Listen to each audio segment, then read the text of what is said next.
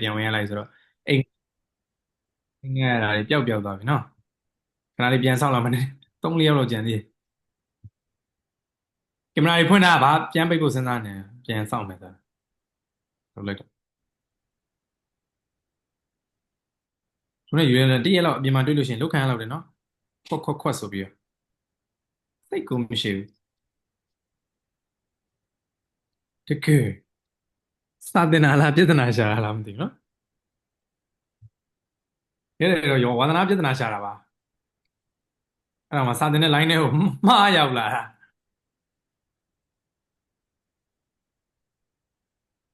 အေးနော်နည်းနည်းလေးစထားလိုက်ကြမယ်သူတို့ကလည်းသူတို့ဝင်ဒီနေ့အချိန်ကသိမ့်မရအောင်ဆိုကဲဖြည်းဖြည်းချင်းဝင်လာကြရေကဲအဲ့ဆိုတော့ကောင်းပြီဒီတော့မင်းတို့ objection handle ကိုသင်နေတာသင်နေတဲ့အောင်ပြန်ပြီး focus လုပ်ပါခေါင်းထဲမှာပြန်ထည့်ပါ objection handle ကိုသင်နေတာဖြစ်တယ်မင်းတို့ညင်းခံရပြီဆိုရင်ကင်တွေဖြည့်ရှင်းရရီးသားနဲ့ညင်းလဲရီးသားညင်းလဲသုံးလို့ရတယ်ရီးသားညင်းလဲသုံးလို့ရကောင်မလေးကိုယ့်ရဲ့ကောင်မလေးပြပြကောင်လေးပြပြကညင်းလဲသုံးလို့ရတယ်နံပါတ်1ကဘာလုပ်လိုက် listen နားထောင်လိုက်ဘာလုပ်ရမလဲနားထောင်ရမယ်ဟုတ်လားငါနင့်ကိုမချစ်နိုင်ဘူးအဲ့လိုမျိုးပေါ့နော်အဲ့လိုဆိုဘာလုပ်လိုက်နားထောင်လိုက်ဟုတ်ပြီနားထောင်ပြီးလို့ရှိရင်ကိုကဘာလုပ်ရမလဲ emphasize ကိုကဘာလုပ်ရမလဲဆိုတော့ပန်းနုသွေးရပန်းနုသွေးရနင်ငါ့ကိုမချစ်နိုင်ဘူးလားပန်းနုသွေးရဲ့ပုံစံနော်နင်ငါ့ကိုမချစ်နိုင်ဘူးလားအေးပေါ့ငါကဟိုပါလေမင်းတို့အတိုင်းဝိုင်းစီးချက်များကဂုံတိုင်းများချထားငါလူကဂုံတိုင်းမပြောနဲ့အုတ်တိုင်းတောင်မရှိပါအဲ့ဒီဟာနဲ့ပန်းနုသွေးပြီးတော့ clarify ကိုယ့်ရဲ့ကောင်းဘက်တွေကိုထုတ်ပြောလိုက်ငါမှအဲ့ဒါတွေမရှိပြင်မယ်ငါမှဖြူစင်တဲ့နှလုံးသားနင့်ကိုချစ်တတ်တဲ့စိတ်နင့်မမသားမမတ်မရမမတ်ပေါင်းပါမယ်ဆိုတဲ့စိတ်စသဖြင့်နေပြောပြီးလို့ရှိရင်နင်ငါ့ကိုအဲ့ဒါဆိုရင်ရောပြန်စဉ်းစားမပေးနိုင်ဘူးလားဆိုရင်အဲ့ဒီကောင်မလေးကပြန်ပြီးတော့စဉ်းစားပြီနော်အဲ့ဆိုတော့နော်မဟုတ်တိုင်းနဲ့သင်ပေးတယ်မရဘူးဒီသင်တန်းတော်တော်အကျိုးရှိတဲ့သင်တန်းနော်ရီးစားတွေပါရသွားနိုင်တယ်ကဲအဲ့ဆိုတော့ပါပြီဆိုလိုချင်တာကတော့ business ကိုပဲသင်နေတာဖြစ်တဲ့အတွက်ကြောင့်မလို့ business မှာဈေးကြီးတယ်လို့ပြောလာပြီဆိုရင်မင်းတို့ဈေးတန်းမလျှော့ပါနဲ့ဆိုလိုတဲ့ဘက်ကကိုယ့်ရဲ့ value ကိုသူတို့ကိုထင်သာမြင်သာရှိအောင်ပြတတ်ဖို့က100% လောက်အရေးကြီးပါနားလည်မထင်နော်အဲ့ဆိုတော့နောက်ထပ် slide လေးကိုဆရာတို့အနေနဲ့မင်းတို့အနေနဲ့ဆရာတို့သွားလိုက်ကြရအေ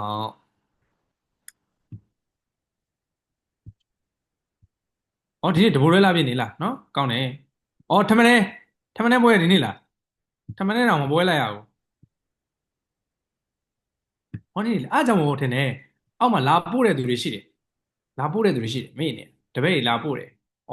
sorry ထမင်းလာပြီနေရောနော်ခေါ်ပြီးစာရေးသိနေတာမရဘူးနော်မရဘူးစာသင်ဆိုသင်ပါကဲကြည့်မယ်နောက်တစ်ခါဇာတို့အနေနဲ့ကနောက်တစ် slide ကကြတော့ closing techniques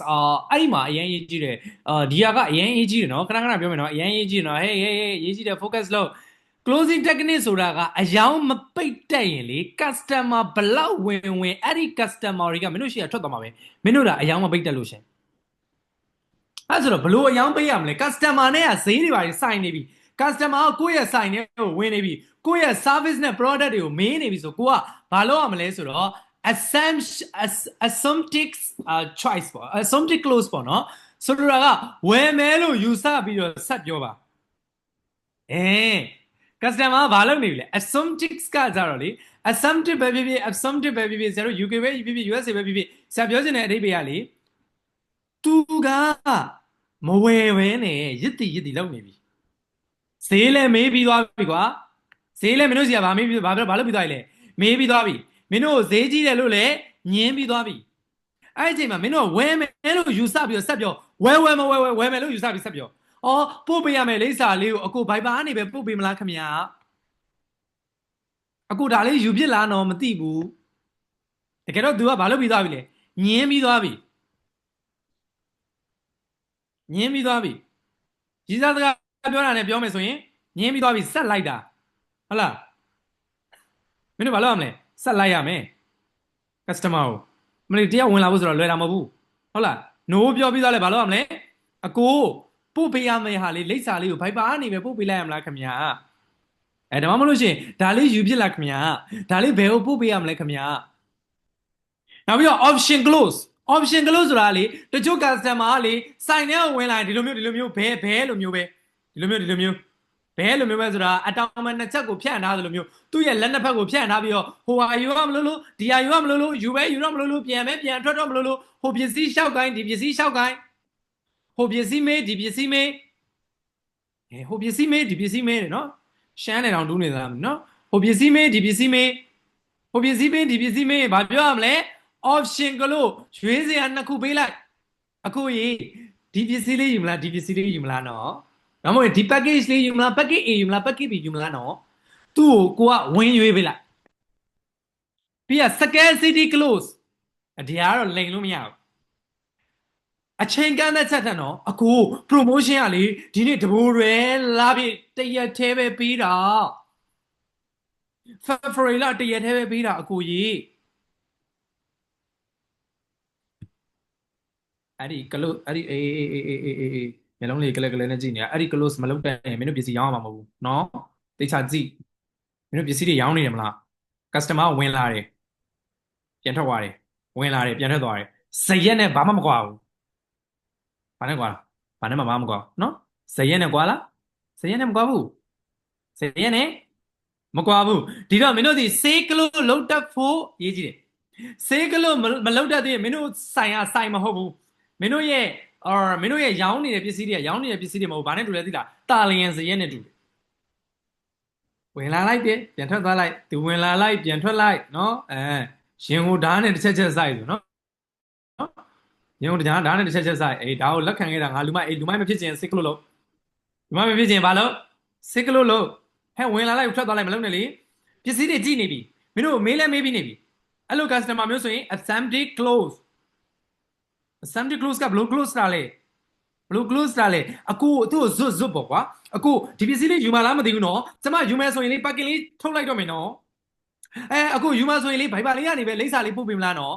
तू ကမဝယ်တော့ဘူးလို့ပြောတဲ့တိုင်အောင်နော် तू မေ့သွားတဲ့အချိန်မှာပြန်ဆက်ပြောတချို့ဆိုရင် Messenger မှာလာပြီးဆက်သွယ်ထားတာရှိတယ်မလားအဲ့တော့ data တွေနော်online shop တွေဆို Messenger မှာလာဆက်သွယ်ထားတာရှိတယ်မလားအဲ့ဒီဟာတွေကိုကိုကမေးလောက်ပြီဆိုတဲ့အချိန်မှာပြန်မေးအခုဒီပစ္စည်းလေးအသေးရောက်တယ်နော်အခုယူပြလာမသိဘူးနော်ကျမလိမ့်စာလေးပေးနော်ဇွတ်ပေါ့ကွာဇွတ်ပြီးလို့ရှိရင် option close ဆိုတာဒီလိုမျိုးဘဲပုံစံနဲ့လာတဲ့ customer တွေရှိတယ်ဟိုဟာယူမလို့ဒီဟာယူမလို့ဟိုဟာပြပါအောင်ဒီဟာပြပါအောင်ဟိုဟာလေးကြည့်ချင်လို့ဒီဟာလေးကြည့်ချင်လို့ဟိုဟာလေးလည်းစမ်းကြည့်ချင်သေးတယ်အမဒီဟာလေးလည်းစမ်းကြည့်ချင်သေးတယ်စိတ်မရှိတဲ့ပုံစံနဲ့တော့သွားမလုံးနဲ့သူ့ကိုခေါ်လိုက်ဟုတ်ပြီကိုဒီဟာလေးနဲ့ဘယ်ဟာလေးရွေးမလဲကိုဒီဟာလေးကတော့ကျမတို့စီမှာရောင်းအားအကောင်းဆုံးဒီဟာလေးကတော့လူကြိုက်အများဆုံးအကိုရဲ့ဒီနှစ်မျိုးရှိအကိုနဲ့ဆိုရင်ဒါလေးခုနဲ့ဆိုရင်အဲ့ကြသူကရွေးပြီးဟုတ်လားအဲ့ဒါဘလို့ customer လဲသိတာဆရာရဲ့ပုံစံ customer ဘာဖြစ်လို့လဲဆိုတော့ကိုရီးယား faction sign တွေသွားပါတယ်ဒီလူငယ်တွေအနေနဲ့ကတော့ street ဆိုပါတော့ခေတ်စားတယ်ဆရာတို့အနေနဲ့ကြတော့ street လဲသွားပါတယ်ဆရာမသွားတော့မဟုတ်သွားတယ်နောက်ပြီးလို့ဆရာတို့ gentleman clothes တွေဖြစ်တဲ့ MK တို့နောက်ပြီးကြလို့ရှိရင်တော်တော်များများ junctions မှာလည်းရှိပါတယ်အဲ့လို sign တွေကိုသွားပြီဆိုရင်ပြဿနာပါလဲသိလားဘေးမှာဘယ်သူမှမပါဘူးလေဘေးမှာရွေးပေးမဲ့သူမပါဘူးလေပြောချင်တာသိတယ်မလားသူများယောက်ျားလေးတွေကသွားပြီဆိုလို့ရှိရင်ကိုဒါလေးနဲ့လိုက်တယ်ကိုဒါလေးယူလိုက်ဆိုပြီးပြီကိုတို့ကကြတော့ option ပေးမဲ့သူမပါဘူးမပါတော့ဘာဖြစ်ဘဲဖြစ်နေလို့မျိုးဟိုကိုင်းဒီကိုင်းဟိုအားပဲငါနဲ့လိုက်လာမသိဒီအားပဲငါနဲ့လိုက်လာမသိအဲ့လို customer မျိုးဆိုဘလို့ကလို့ရမလဲ option ကလို့အဲ့ကောင်မလေးတော်တယ် MK ကကောင်မလေးခုချိန်ဒီ junction square သွားရင်သူ့ကိုကြည့်ရတယ်လှလို့စတာပါအဲ့တော့ तू ကဘာလဲဆိုတော့ तू ကအမြဲတမ်းကိုရောက်တိုင်း तू က option ကလို့ကိုရှောက်ကင်မှန်းသိလို့အကုန်ရှောက်ကင်နဲ့အကုန်ဝစ်ကြည့်တယ်तू က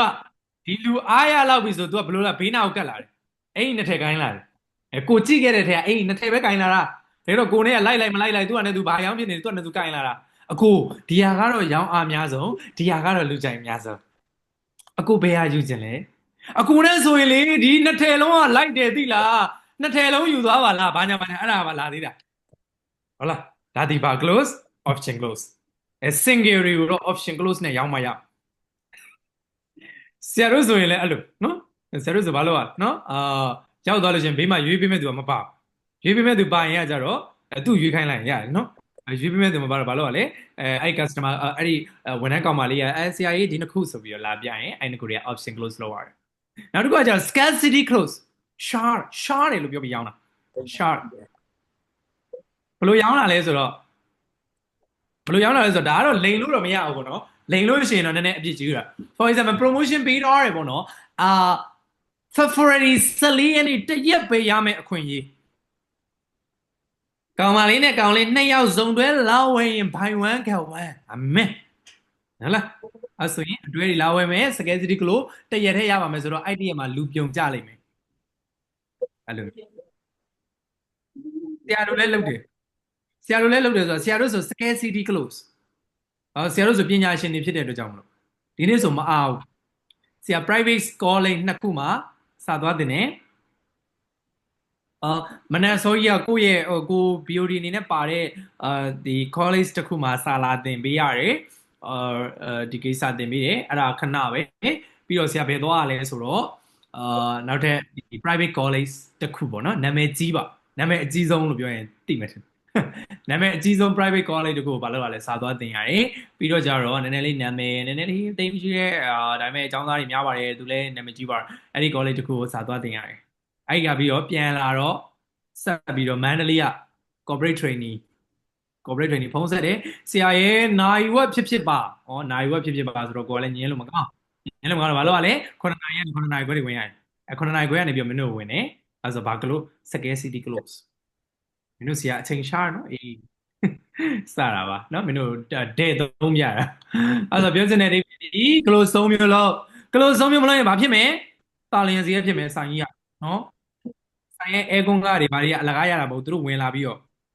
လဲတန်းစင်တာကိုဆိုဘာလို့ပို့ထားတယ်မိန်းကလေးတွေဆိုရင်ကျမ်းမာရေးသွားဖို့တို့နော်ဝင်ပြီးတော့မသိလို့ရှိရင်လဲတန်းစင်တာဟိုစင်တာနဲ့မတူဘူးနော်ဘဲမှာရင်မတော်လဲတန်းစင်တာအပောက်ကိုရောက်တာနဲ့ဝင်းဆိုဒီကိုတန်းပြေးတာနော်ဒီဘက်တွေဘာတွေမသွားဘူးအခုဆိုအစ်စ်ပြောင်းလုပ်လို့ရပြီတာဝါတို့ဘာတို့နော်အေးအဲ့ဆိုတော့ပြောချင်တဲ့အိဗေကစရက်ကြီးမဖြစ်စေနဲ့ကိုယ်ဆိုင်ကိုရောက်လာတယ်ဆိုရင်ကိုရီအနေနဲ့ကကလုသုံးမှုနဲ့ပိတ်စိတ်ကလုလို့မယုံရင်သုံးကြည့်မယုံရင်သုံးကြည့်ရောင်းရတယ်မယုံရင်သုံးနော်အေးသုံးဘာမောတယ်အဲ့ဒါသုံးဖို့ပါပြောနေတယ်မသုံးရင်ငါတင်တာအလကားပြင်မသုံးလို့တော့ level ညက်တမန်ကောင်းတော့အေးနော်ဒီဆရာနဲ့တင်ရတယ်လေဝစ်ကျွေးတော့ဝစ်ကျွေးပဲနော်စာလဲတင်ရတယ်သူ့ရဲ့စူးနေတဲ့အတန်အင်းနဲ့လဲနားတွေကိုထိုးခံရတယ်ပြီးလို့ရှိရင်မလုပ်လို့ရှိရင်ဘာလုပ်မယ်ညာလုပ်မယ်ဆိုပြီးတော့လဲချင်းချောက်ခံရသေးတယ်နော်ဒုက္ခပဲစာတေချာကြည့်အေး discuss လောက်ခိုင်းတဲ့နေ့စာမှာအဲ့ဒီ title တွေနဲ့ပတ်သက်ပြီးတော့ discuss လောက်ခိုင်းမှဆရာသမီးရတော့လေအဲ့နေ့ကတော့ဘာဖြစ်တယ်ညာဖြစ်တယ်လာမပြောနဲ့လေပြညမယ်အာဒီနေ့ဒီတည်းကသူတွေ level ညစ်မယ်ပြောလဲရည်တာသူတို့က level ညစ်မယ်လို့ပြောလဲပြုံးတာနော်ဘာပဲလုပ်နေနေပြုံးပြီးတော့ဘာဖြစ်မဲ့ရုပ်နေတကယ်ကြည့်နောက်တဲ့ slide တစ်ခုနောက်တဲ့ slide တစ်ခုကကြတော့ management ကိုသင်မယ်ဆေးရပြီးပြီမင်းတို့အဲ့ဒီမဟုတ်ဆေးရပြီးတော့မပြီးသေးဘူးအချောကင်မှုကြံသေးတယ်ဆေးအကြံပြီးပြီပြ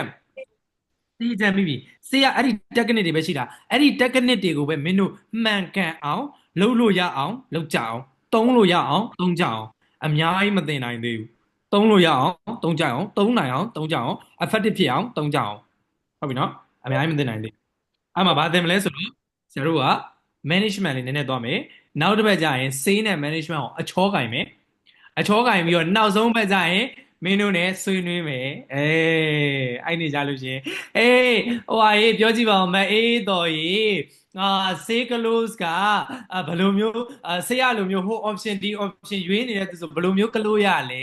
အဲ့ဆိုဆေးရရေးဆေးရဆိုရင်တော့ option close နဲ့ကလို့ရပါတယ်အဲ့ဆိုဟုတ်ပြီမနယူးနဲ့ရေနယူးနဲ့အနေနဲ့ဆရာတို့က spring ကိုဘယ်နေရာမှာသုံးလဲဆရာကြီး customer ကိုမေးခွန်းမေးပြီးသူတို့ရဲ့လိုအပ်ချက်တွေကိုသိချင်သုံးပါတယ်ဟုတ်ပြီမဆုတင်စာကျော်ကြီးဆရာတို့အနေနဲ့က sales လုပ်တဲ့အခါမှာ mindset ကဘယ်လိုထားရမလဲဆရာကြီး problem solver တယောက်အနေနဲ့ထားရပါမယ်ဟုတ်ပြီအဲ့ဆိုလို့ရှိရင်မမိုးသန္တာအောင်ကြီးဆရာတို့အနေနဲ့ကno လို့ပြောခံရရင် ဆရာတို့အနေနဲ့ကဘယ်လိုကင်တွေရမလဲဆရာကြီး၄မျိုးနဲ့ကင်တွေရပါတယ်ပထမတစ်မျိုးကတော့ဆရာကြီး listen မှာ emphasize ပါ clarify မှာစော့ပါဆရာရဲ့ပြီးလို့ရှိရင်အခုဝီကျော်ဖြိုးကြီးကိုရဆရာတို့စေး DNA ဆိုရင်ဘာတွေလဲစေး DNA ကတော့ဆရာရဲ့နှစ်ခုပါ resilient နဲ့ active listening ပါဆရာကြီး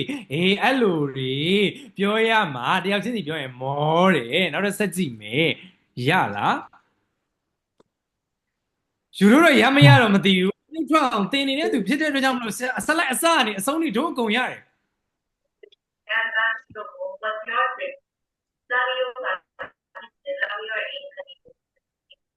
ဟုတ်ပြီအဲ့ဆိုတော့ management ကိုကြည့်မယ် leading the sales force sales management ကိုသင်တာဖြစ်တဲ့အတွက်ကြောင့်မလို့ yo management ကိုသင်မှာမဟုတ်ပါဘူး sales management ကိုသင်မှာပါကောင်းမွန်တဲ့ sales person ဖြစ်ဖို့ sales person ကနေ sales manager ကြီးတယောက်တည်းဖြစ်ဖို့ sales professional တယောက်တည်းဖြစ်ဖို့လူတွေကိုဘယ်လိုစီမံခန့်ခွဲရမလဲဆိုတော့ကြည့်ပါမယ် management နဲ့ leadership ကိုသင်ပြပါမယ် leadership performance management manager ဖြစ်ရင်ကိုယ်တိုင်ရောင်းတာထက်သူများကိုရောင်းတတ်အောင်သင်ပေးတာကပိုရေးကြည့်တာ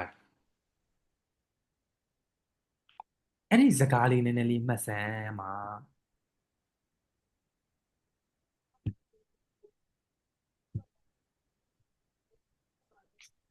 မင်းတို့တစ်နေ့ကိုဘယ်နှစ်နာရီပိုင်လဲဆရာခဏခဏပြောတယ်တစ်နေ့ကိုလူတစ်ယောက်ကအများဆုံးပိုင်8နာရီဟုတ်လားမဟုတ်လားစဉ်းစားကြည့်စမ်းတွက်ကြည့်စမ်း24နာရီရှိတယ်83လီ24 8နာရီ3ပိုင်းပိုင်းပထမ8နာရီကဘာလို့လဲ8 day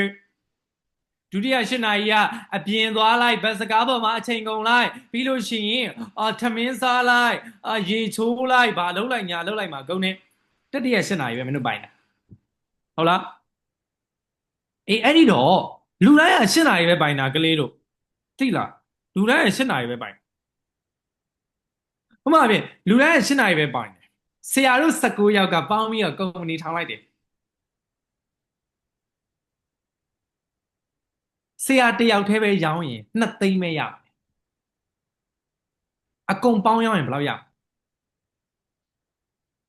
19နဲ့2ကိုမြောက်အမလီတင်ချာမှာကျွမ်းကျင်သောသူများရဲ့ဘယ်လောက်တော့198သိန်း198လားဟလားဟိုမှာအေးတော့ငါ့ကိုလက်တွေထောင်းပြနေတယ်တေးကိုရှေ့ဆရာကြီးပါတော့နော်198သိန်းလားဒိုးမမြောက်တယ်လို့ယူရိုမမြောက်ခိုင်းတာရှင်းပြီလားလေဟုတ်ပြီထားတော့198သိန်း198သိန်းခေါင်းဆောင်ဆိုတာကတယောက်တည်းရောင်းရမှာမဟုတ်ဘူးကို့အောက်ကလူတွေမရောင်းတဲ့ကို့တင်းရအလကားပဲအဲ့ဒါဆိုတော့မင်းတို့က sales manager ကြီးတွေဖြစ်လာတယ် sales professional ကြီးတွေဖြစ်တယ်လို့ကိုခံယူတော့မယ်ဆိုရင်ကို့အောက်ကသူတွေကိုရောင်းတတ်အောင်လမ်းပြနိုင်ရသင်ပေးရမယ် one man show မလုပ်ရဘူး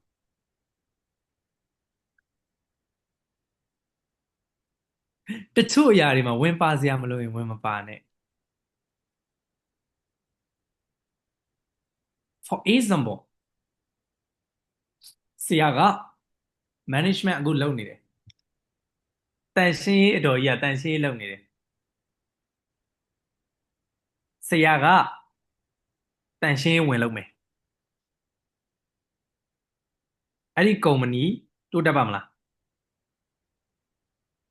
no no လောကကြီးမှာတခါလေချစ်လို့ဆိုပြီးတော့လည်းမရဘူးပြောချင်တဲ့အဓိပ္ပာယ်ကိုရှင်းလားချစ်လို့ဆိုပြီးတော့လည်းမရဘူးဆရာတို့ချစ်ပါတယ်ဆရာတို့စာနာပါတယ်လူတိုင်းရောဒါပေမဲ့ဆရာတို့က delegation ပေးရမယ် delegation ခွဲ delegation မပေးရင် delegation မခွဲရင်မင်းတို့ရောင်းရသည်တစ်တလုံးတိုးတက်မလာဘူးပြင်ထားတော့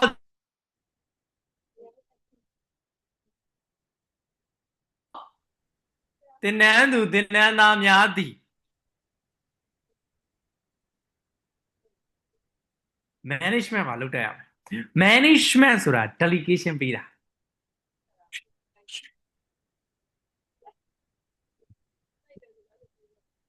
management ဆိုဘာလို့လဲ delegation ပေးတာဒီမှာလက်ဖွားတွေမြင်ရတယ်မလားထမင်းတစ်လုံးကိုစားဖို့ကိုဒီလက်တစ်ချောင်းနဲ့မရဒီလိုမျိုးသွားတင်းတယ်လို့ delegation ပေးသူ့နေရာသူထားအဲ့လိုမျိုးရောင်းမှရအောင်အဲ့လိုမျိုးမရောင်းရင်မရအဲ့ဆိုမင်းတို့အများနဲ့မှတ်ထားပါ one man show မလုပ်ပါနဲ့မင်းတို့ရောင်းရင်ပိုအောင်မြင်တယ်မှန်အောင်တော့သူများကိုရောင်းတတ်အောင်သင်ပေးရဆရာတို့ကုမ္ပဏီတွေမှာဆရာတို့ကိုယ်တိုင်ထွက်ရောင်းရင်အောင်မြင်တာပေါ့အောင်မြင်တာပေါ့ဆရာတို့ရဲ့ရုပ်တွေပြရင်အောင်မြင်တာပေါ့ဟိုစမတချို့သောအတန်းတွေဆရာတို့ရဲ့ရုပ်တွေတင်ထားရင်မအောင်မြင်ဘူးလားတက်တယ်အများကြီးတက်ကြတယ်အောင်မြင်တယ်လေဒါပေမဲ့အဲ့လိုမျိုးပဲလုပ်နေရင်ဆရာတို့ပင်ပန်းယုံရှိမှာပေါ့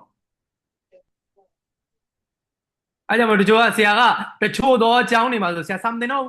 စာမသင်တော့ဆိုတာမဟုတ်ဘူးဆရာပုံထည့်ပြီးမကြော်ညာနဲ့ဝင်လာတဲ့အတန်းသူတန်းသားကိုပဲသင်တော့မယ်။ဘာလို့ဆိုအောက်ကကလေးတွေက personal brand ပေါ်မှာပဲမိခိုးပြီးသွားမှာဆိုလို့ဆိုလိုတဲ့အဓိပ္ပာယ်က leader တယောက်ဖြစ်လာပြီဆိုရင်မင်းတို့ကိုမှာကျင်တာကတယောက်တည်းမရောနဲ့ရောင်းတတ်အောင်သင်ပေး။မင်းတို့လိုမျိုးလူ10ယောက်ရှိလေလေမင်းတို့အမျက်10သားရလေလေပဲ။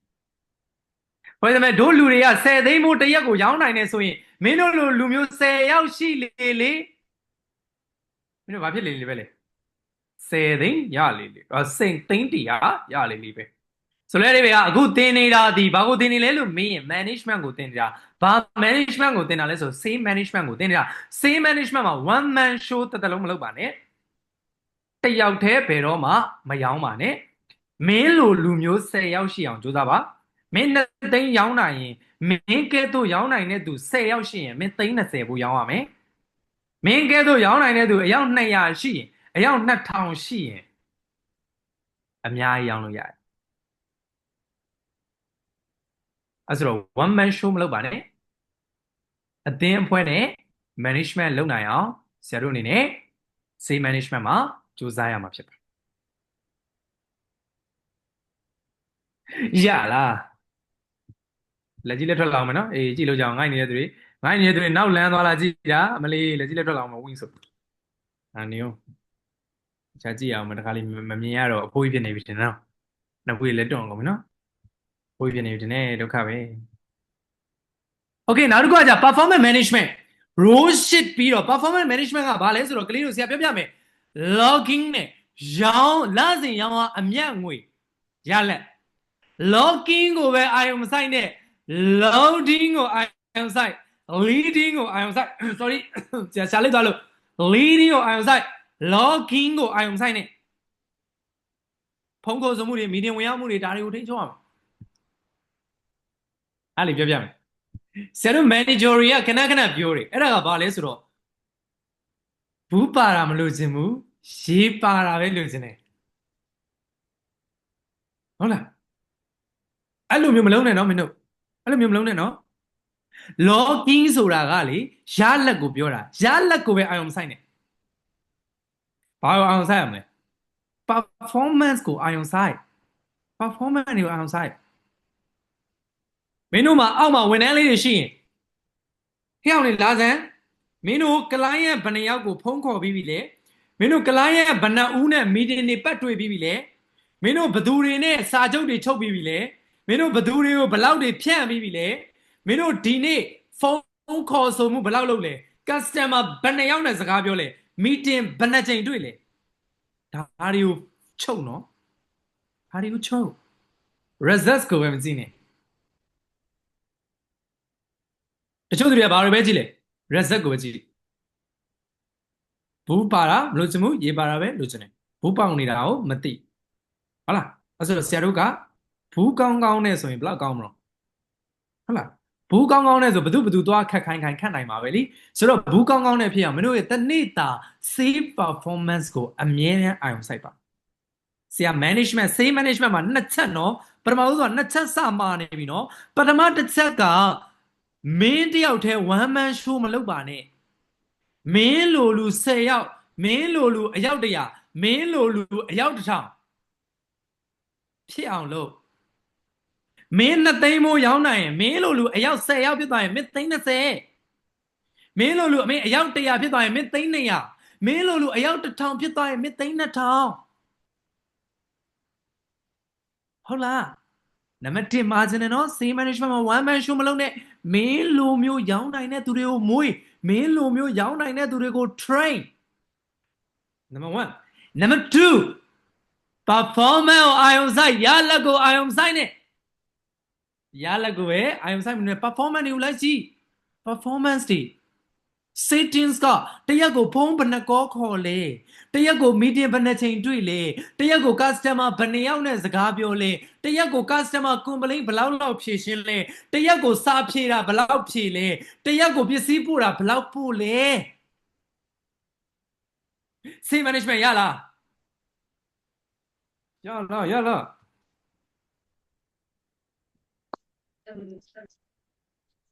ါတယ်ဆရာဟုတ်ရပါတယ်ဆရာအားရပါတယ်4ရက်မြောက်နေ့စမ်းမှမေးလို့မရရင်နော်တွေ့မယ်ကျတို့သင်ရတာရုပ်တွေပါရေးရနော်ဒီလိုပါသင်ရတာဆိုတာဒီလိုပါလို့ဆိုအဲ့လိုမျိုးရုပ်တွေပါရေးနော်ဘယ်လိုပြန်ထွက်လိုက်ဝင်လိုက်ဖြစ်နေကြရလဲသူတွေလည်းကြည့်ပါဦးပြန်ထွက်လိုက်ဝင်လိုက်နဲ့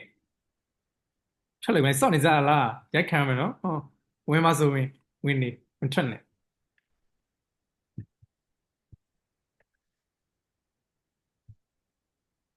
hiring and technology hiring and technology ဆိုတာက hiring strategy မင်းတို့ဝန်ထမ်းခန့်မယ်ဟုတ်ပြီဝန်ထမ်းတော့ခန့်ရမှာလीဟုတ်တယ်မလား management လုပ်ပြီဆိုဝန်ထမ်းခန့်ရမှာလीဝန်ထမ်းခန့်ပြီဆိုအတွေ့အကြုံထက် attitude နဲ့ hunger ကိုဦးစားပေးပါအဲ့နှလုံးလေးမှတ်စမ်းအတွေ့အကြုံဦးစားမပေးနဲ့အမလီလုံးသက်ဘလောက်တွေကိုထဲမကြည့်နဲ့လုံးသက်ဘလောက်တွေကိုထဲမကြည့်နဲ့ဆရာတစ်သလုံးပြောလာတယ်ဘာနဲ့ hunger နဲ့ attitude ကိုအဓိကထား skills တွေကသင်ပေးလို့ရတယ် attitude ကပြင်ဖို့ခက်တယ်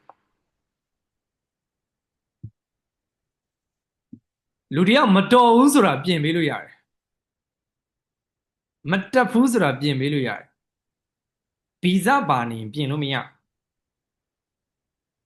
ကြီးသားဟောင်းအောင်တတိယသွားတယ်လို့ပါတော့နော်ဒိုပြော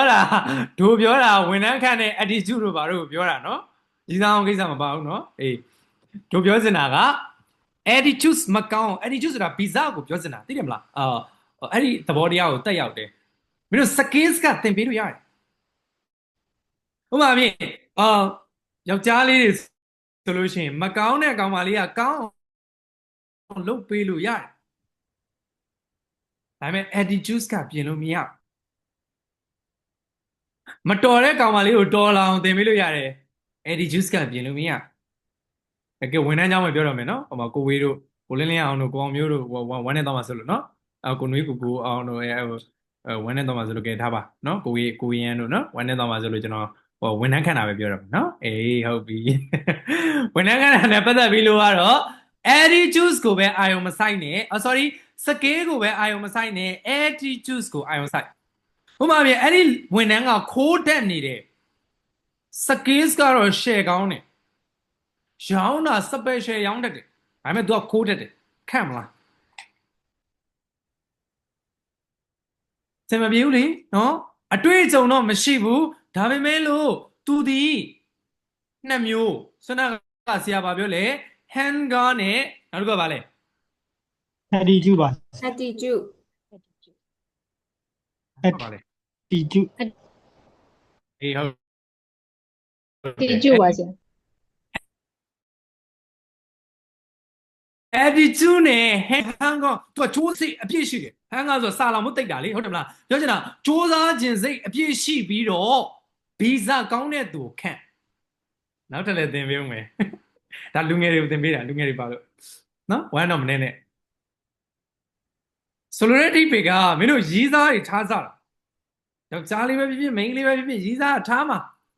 ယောက်ျားကလည်းယူမှာမိန်းမကလည်းယူမှာဒီထဲမှာဖုန်းယူမဲ့ဆိုတရားမှမပါဘူးထင်တယ်နော်ဆရာတို့အနေနဲ့ကဟုတ်လားအဲ့ဆိုတော့ဝန်ထမ်းခန့်တာတော့မှဘာအရေးကြီးတယ်လို့ပြောခဲ့လဲ attitude နဲ့ hanger ကအရေးကြီးတယ်ဟုတ်လားအဲ့ဆိုတော့လေဆရာတို့အနေနဲ့ကရီးစားထားပြီဆိုရင်အဓိကကြည့်ရမှာ attitude သူ့ရဲ့ visas ကဘယ်လိုလဲသူမလှတာလှအောင်ပြင်ပေးလို့ရတယ်လူတိုင်းမှာအလှတရားရှိတယ်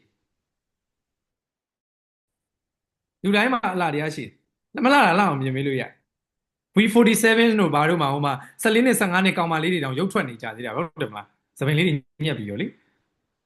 ကိုတာကီတို့ဘာလို့စီမှာပပကြီးဆိုပြီးတော့ဆရာတို့ဘာဖြစ်နေကြလဲလှတော့အောင်လိမ့်တက်နေသေးတာမလှတာလှအောင်လုပ်လို့ရတယ်ဟုတ်လား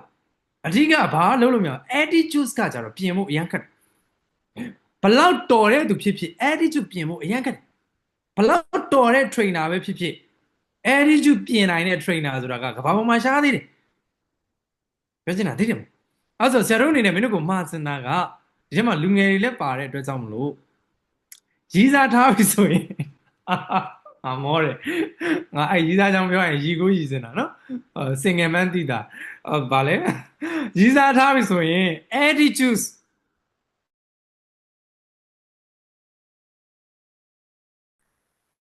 အဲ့ဒါအရင်ရေးကြည့်ကောင်းရွေးနဲ့ဗီဇာမကောင်းရင်အနားမှာမထားနဲ့ဗီဇာကောင်းတဲ့သူပဲအနားမှာထားသူ့ဟာနဲ့သူလှမလှအောင်ပြင်ပေးအဓိကဗီဇာကောင်းဖို့ပဲဟုတ်လား skills ကသင်ပေးလို့ရတယ်လေ for example သူမရိုးတတ်ဘူးလားသင်ပေးလို့ရတယ်ဟုတ်လားသင်ပေးလို့ရတယ်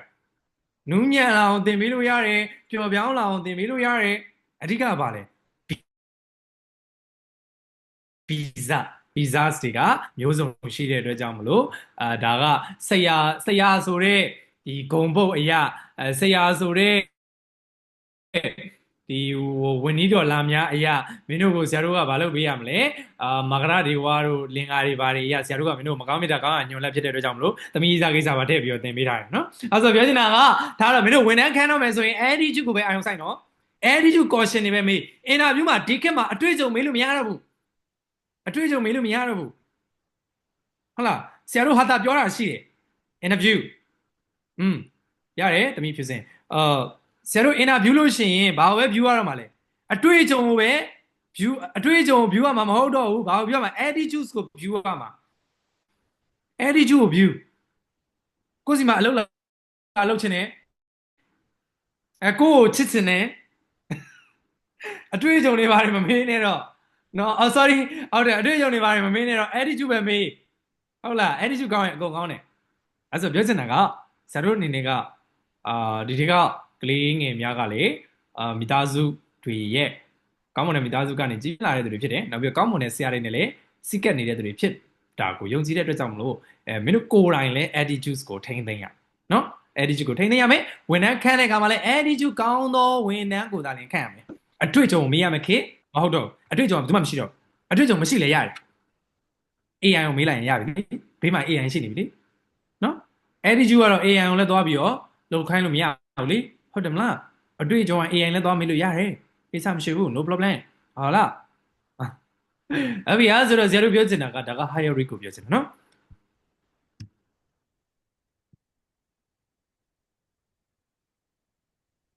ကွန်မကလူးချင်းသေးဘူးနော် data driven CRM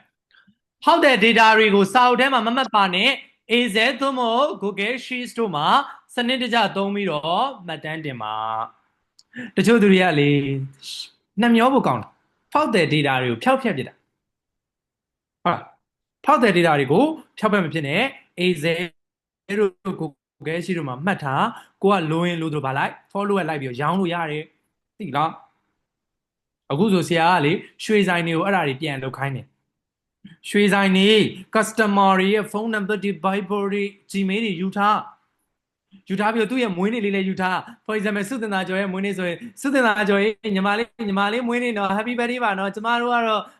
ကျွန်တော်တို့ကတော့ဘယ်ရွှေဆိုင်ရပါညီမလေးမွေးနေ့မလို့လေအမတို့9000အော့ပေးထားတယ်ညီမလေးဘာရွှေလို့9000အဲ့ဒီမှာစုတင်သားကျော်ပြန်ပြောတယ်ဆရာကြီးသမီးကိုဟို9000နဲ့လက်စွပ်တစ်ခွင်းလောက်နော်အဲ့လိုတော့မရဘူးပေါ့နော်မင်းတို့အနေနဲ့ follow လိုက်လို့ရအောင်လုပ်ရမှာပြောချင်တာနားလည်လားကဲ innovation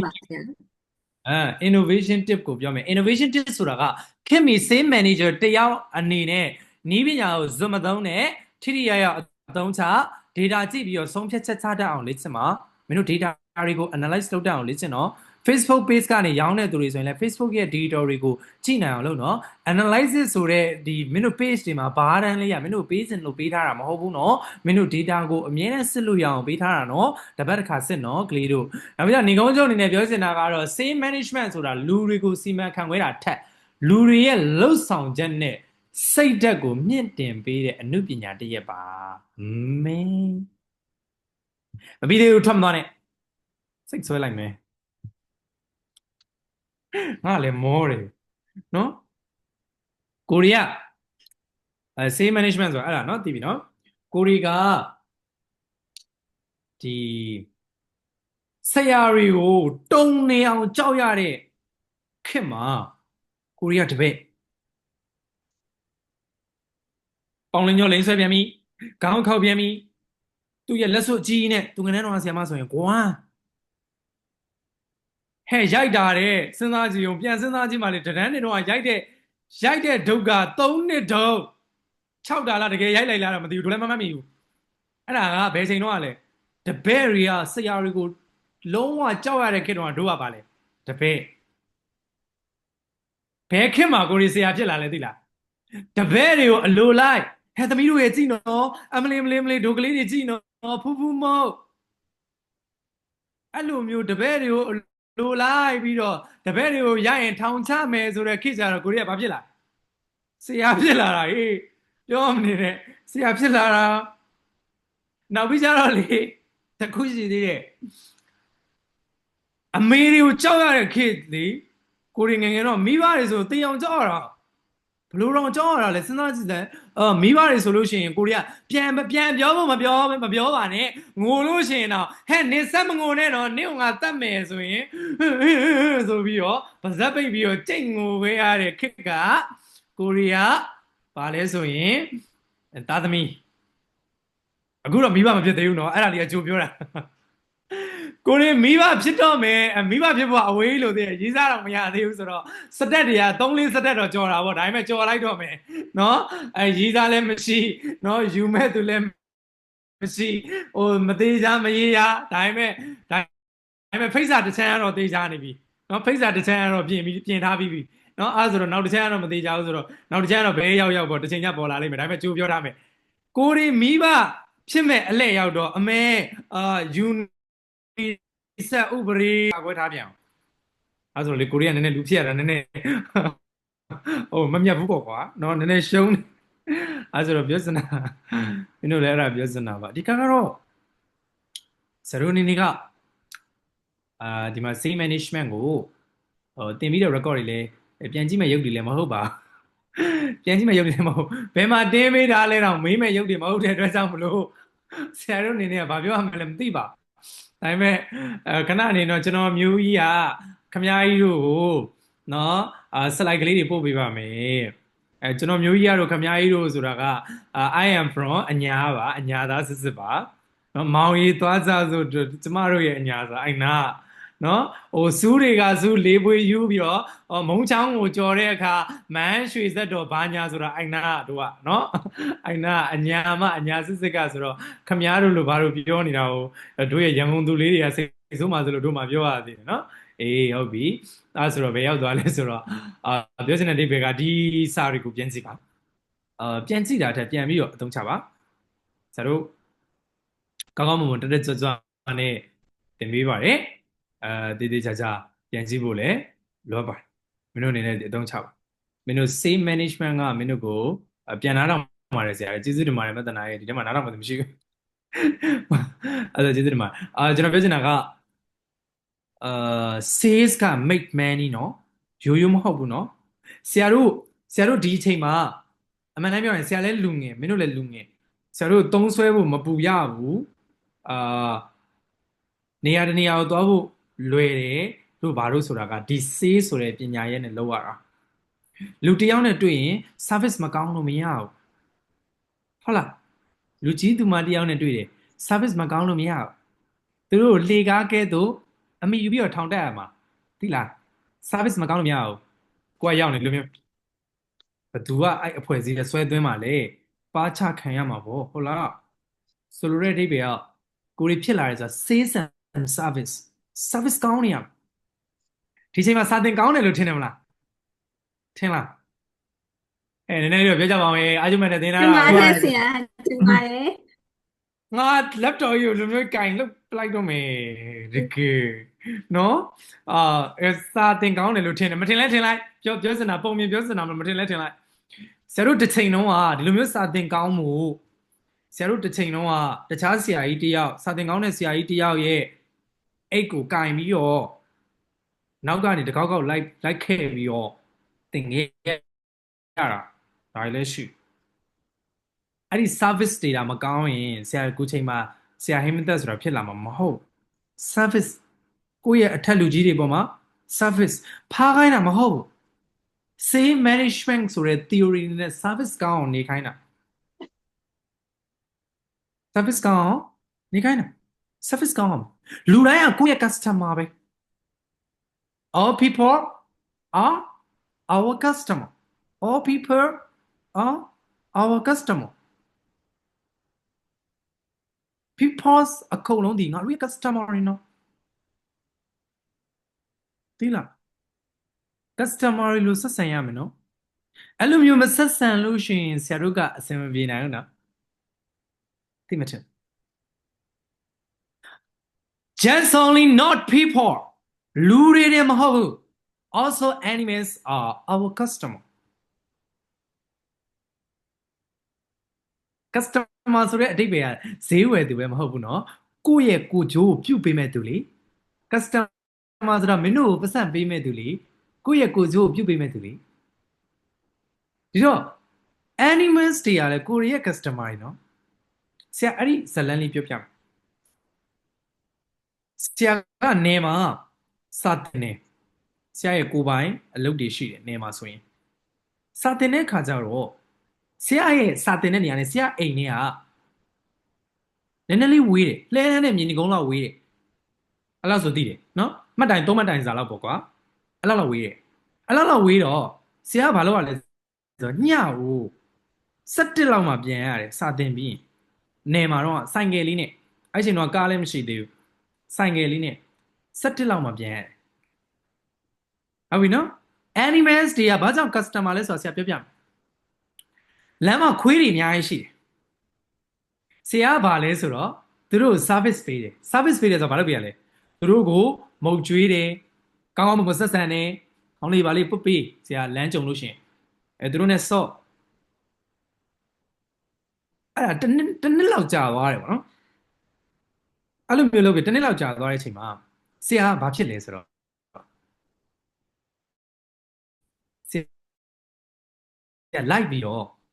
ဒီလူရန်ကတက်တုတ်ရဲ့သူတို့လိုက်ပြီးတော့ဒီလူတာပေါ့ကွာပစ္စည်းလူတာခံရတယ်အဲ့ကလေးအညာဆိုတော့လဲဟဲ့ငါတို့ကတော့ဝတ်တာပေါ့သိရမလားဆွဲကြိုးတပြောင်ပြောင်နဲ့ဆိုတော့လူခံရတာလည်းနဲပါတယ်နော်ဆွဲကြိုးတပြောင်ပြောင်နဲ့ဆိုတော့သူတို့လိုက်လူတာကိုခံအဲ့ချိန်မှာကိုရီ service ပေးခဲ့တဲ့ customer ကိုရီကိုဘယ်လိုကောင်းကျိုးပြုလဲဆိုတော့အဲ့ဒီလူတွေအကုန်လုံးဝိုင်းကြိုက်တာဝိုင်းကြိုက်ခွေးတွေကဆရာကိုလုံးဝခွေးနှစ်ကောင်လောက်ကကာဝဲထားတာ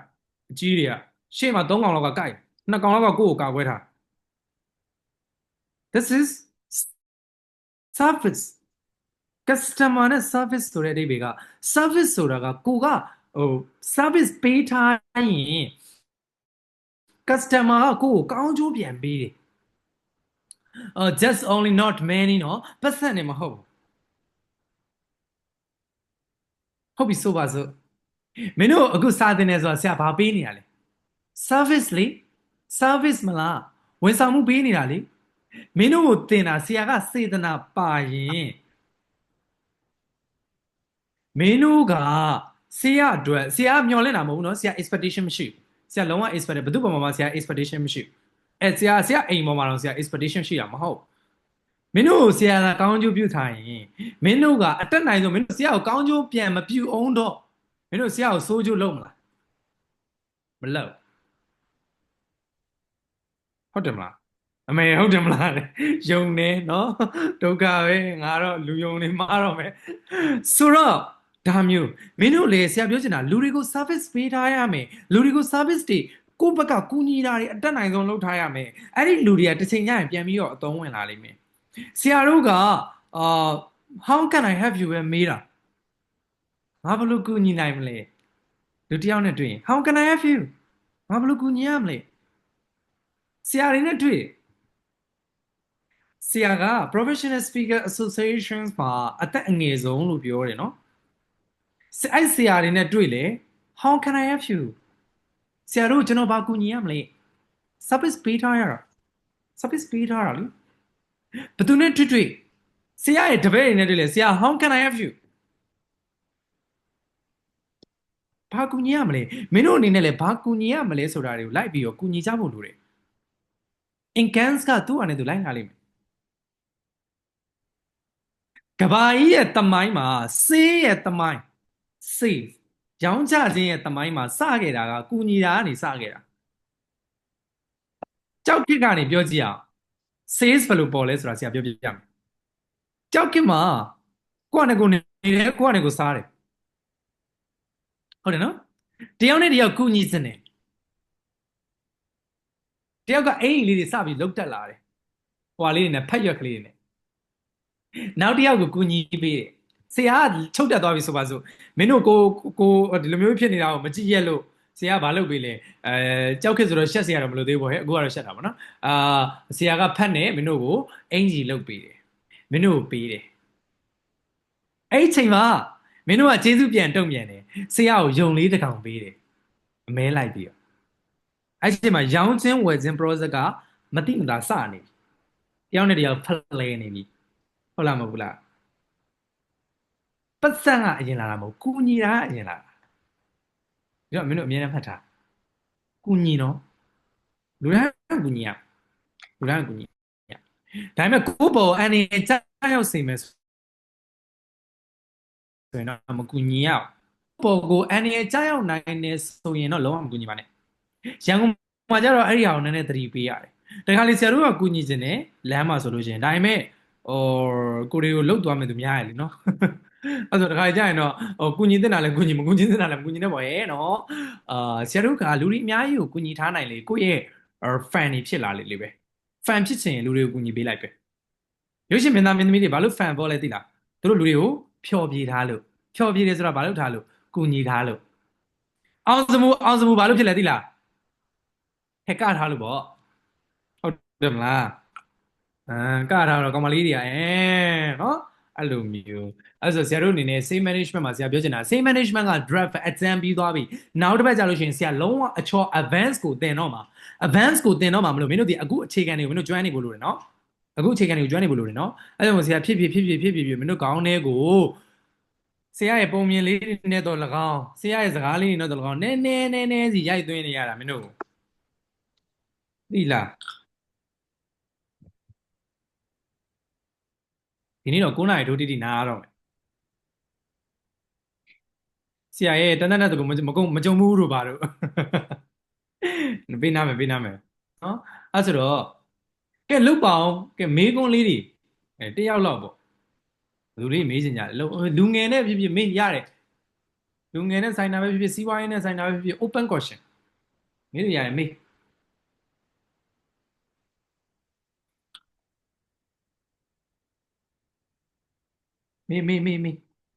open question လေးတွေမေးကြပါဘာတွေများကိုလူတွေရှိကြတယ်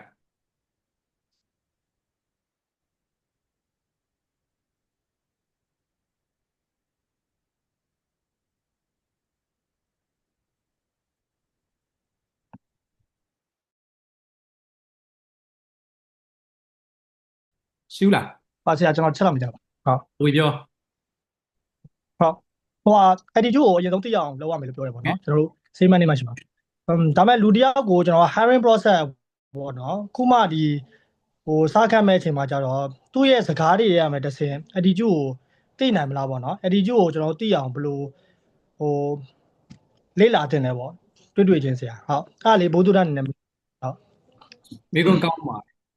attitude ဆိုတာကတမ်းမသိနိုင်ဘူးပေါင်းကြည့်မှသိတာဟုတ်တယ်မလားတနည်းအားဖြင့်ပြောမယ်ဆိုရေးစားတွေတောင်မှတစ်နှစ်လောက်ကြာမှသိတာဟုတ်လားနော် ဟုတ်တယ် တနည်းလောက်ကြာမှနင်ဖောက်ပြန်တယ်ငါဖောက်ပြန်တယ်ဆိုပြီးဘာဖြစ်ကြလဲကွဲစားတာနော်အဲ့ဆိုတော့ပါတယ်attitudes ကိုဆရာတို့အနေနဲ့ကဘယ်လိုမျိုးအရင်ဆုံးစသိအောင်လုပ်ကြမလဲပေါ့ဆရာတို့အနေနဲ့ဟုတ်ပြီ attitude ဆိုတာကဘာနဲ့ဆိုင်လဲဆိုတော့စတွေ့ချင်းမှာသိလို့ရတဲ့နံပါတ်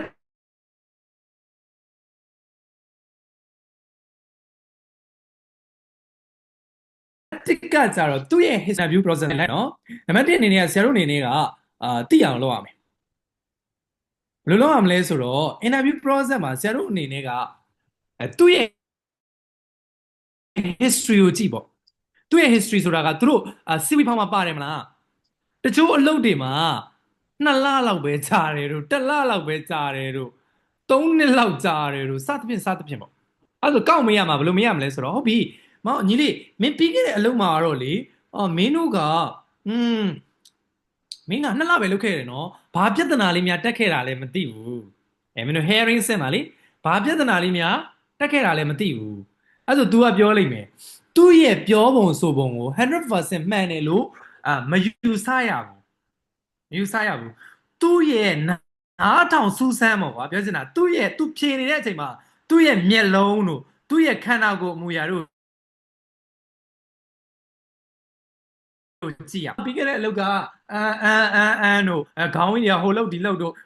မယုံရတဲ့ body posture မျိုးပြနေလို့ရှိရင်ယုံလို့မရသိမှတ်တယ်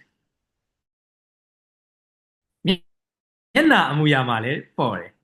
နောက်ပြီးတော့စကလုံးတွေကထပ်တူမကြဘူးအဲ့ဒီကျမကောင်းတဲ့သူတွေကနောက်တစ်ခုကကြတော့စပြီးတော့တွေ့ပြီဆိုတာ ਨੇ ဘာလုပ်လိုက်ရမှာလဲဆိုတော့သူ့ challenge တစ်ခုထိုးပေးလိုက် challenge တစ်ခုထိုးပေးလိုက်အဲ့ဒီကောင်းလားမကောင်းလားသိချင်အဲ့ဒီဟာအခက်အခဲကြုံခြင်းမှာလူရဲ့ဗီဇပေါ်တာအခက်အခဲကြုံမှပေါ်တာသိလားအခက်အခဲကြုံမှပေါ်တာဆိုသူ့ကိုမေးခွန်းတွေကိုခတ်အောင်သူလုံးဝမသိနိုင်တဲ့မေးခွန်းမျိုးကိုမေးလိုက်သူကပညာသားပါနဲ့ဝန်ခံပြီးတော့ဆရာရဲ့ကျွန်တော်ဒါလေးကတော့မသိလို့လေ့လာပြီးဖြေပါမယ်လို့မပြောဘဲနဲ့ရှောက်ရွှေ့တဲ့သူတွေကြုံမှုတယ်မလားအဲ့လိုမျိုးဆိုရင်လေသူ့ရဲ့ attitude ကတော့ဟုတ်မနေဘူးဆရာတို့ရဲ့ဟိုဟာရပါနော်နောက်တစ်ခုကတော့လုပ်ငန်းဆောင်ရွက်နေချိန်အတော်တွင်းမှာလည်းသိနိုင်တယ် attitude ကတာယာနေတဲ့အချိန်မှာအဲ့ဒီ attitude ကမပေါ်ဘူးသမီးသားတွေအဲ့လိုပဲတာယာနေတဲ့အချိန်မှာသူတို့ရဲ့ဗီဇတွေကမပေါ်ဘူးသူတို့ရဲ့ needs တွေ wants တွေက cover ဖြစ်နေတဲ့အချိန်မှာသူတို့ရဲ့ဗီဇကမပေါ်သိလားဘယ်အချိန်မှာပေါ်လဲဆိုတော့အခက်ခဲကြုံတဲ့အချိန်မှာပေါ်တယ်ဥပမာပြသမီးသားတယောက်တွဲနေတော့ကိုဝေကကောက်ခါငင်ကပတ်စံမရှိတော့ဘူးဆိုပါစို့ပတ်စံပြတ်သွားတယ်ပေါ့ပတ်စံမရှိဘူးတော့မဟုတ်ပါပတ်စံပြတ်သွားတယ်ဆိုပါစို့အဲ့ဒီမှာ तू လိုအပ်တဲ့ဟာကို3 လလောက်ဝယ်မပေးနိုင်ဘူးဆိုပါစို့အဲ့မှာစပေါ်တာလေရှိနောက်ပြီးကြလို့ရှိရင်ဒါပတ်စံကိစ္စပါနော်ပတ်စံကိစ္စကတော့ဆရာရဲ့ကျမတို့မိန်းကလေးအနေနဲ့မဖြစ်နိုင်ပါဘူးဆိုမှမိန်းကလေးမျက်စောင်းထိုးမှဆိုလို့နော်တခြားကိစ္စကိုဆက်ပြောမယ်တခြားကိစ္စကြတော့ဆရာတို့အနေနဲ့ကောင်လေးအနေနဲ့အချိန်မပေးနိုင်တဲ့ခါတွေရှိတယ်မလားဆိုပါစို့ကိုဝေကလုံးဝမိသားစုပြဿနာတွေရောအလုပ်ပြဿနာတွေရောပြဿနာပေါင်းထောင်ချီဖြစ်နေတဲ့အချိန်မှာသူ့ကိုရင်ဖွင့်နေအဲ့ဒီအချိန်မှာ तू ကအလေးမထားဘူးကိုဝေကသူ့ကိုစောင့်မကြည့်နိုင်တော့တဲ့အချိန်မှာ तू ကဘာဖြစ်လဲစပြီသူ့ရဲ့ဗီဇကအဲ့လိုပုံစံမျိုးပဲဝန်ထမ်းတွေအနေနဲ့လည်းကောင်းကောင်းမွန်မွန်လုပ်နေချိန်မှာပြဿနာမရှိဘူးတူအခက်အခဲဖြစ်လာတဲ့အချိန်မှာဥပမာဖြင့်ကိုဝင်နဲ့ဝန်ထမ်းတယောက်နဲ့အတူတူအလုပ်လုပ်နေတော့ဖုန်းတစ်လုံးကြကွဲသွားတယ်ရုံဖုန်းအဲ့ချိန်မှာသူ့ရဲ့ attitude ကစပေါ်လိုက်မယ်ကိုဝေးကိုညှိုးချမလားဆိုတာမျိုးစသဖြင့်ပေါ့နော်နောက်တစ်ခုကတော့ feedback ပေါ့ရင်းနှီးရတဲ့မိတ်ဆွေတွေစီကနေ feedback လမ်းတောင်းတာ HR တွေဆိုရင်ဒါမျိုးကိုလုပ်တတ်တယ် ဘာလို့လဲဆိုတော့ HR တွေကသူတို့အချင်းချင်းသိကြတယ်မလားတချို့ HR တွေကသူတို့အချင်းချင်းသိကြတယ်သူတို့အချင်းချင်းသိကြတယ်ဆိုရင်ဟဲ့နင့်ကုမ္ပဏီကတယောက်ကတော့လေငါတို့ကုမ္ပဏီဘက်ကိုလာရှောက်နေတယ်အဆင်ပြေလားမပြေလားဆိုပြီးတော့မေးရတယ်နောက်ပြီးတော့ psychology အရာမေးမယ်ဆိုရင်တော့ growth mindset နဲ့ fixed mindset ဆိုတာရှိတယ်မလားသူ့ကိုခွဲခြားကြည့်လိုက်သူက growth mindset ရှိတယ်ဆိုတော့သူ့ကို challenge တွေအများကြီးကြုံလာရင်ခင်ဗျားဘယ်လိုလုပ်မလဲဆိုတော့မေးခွန်းကောက်မေးကြည့်လိုက်လို့ရှိရင် तू က growth mindset နဲ့ဖြေလား fixed mindset နဲ့ဖြေလားကိုကြည့် growth mindset နဲ့ဖြေတယ်ဆိုရင်တော့ तू ဒီ attitude ဆောင်မွဲအောင်တယ် fixed mindset နဲ့ဖြေတယ်ဆိုရင်တော့ attitude ဆောင်မွဲမအောင်ဘူးနောက်ပြီးကြလို့ရှိရင်ဆရာတို့ DISC type ပေါ့ DISC type ဆိုတာသိလား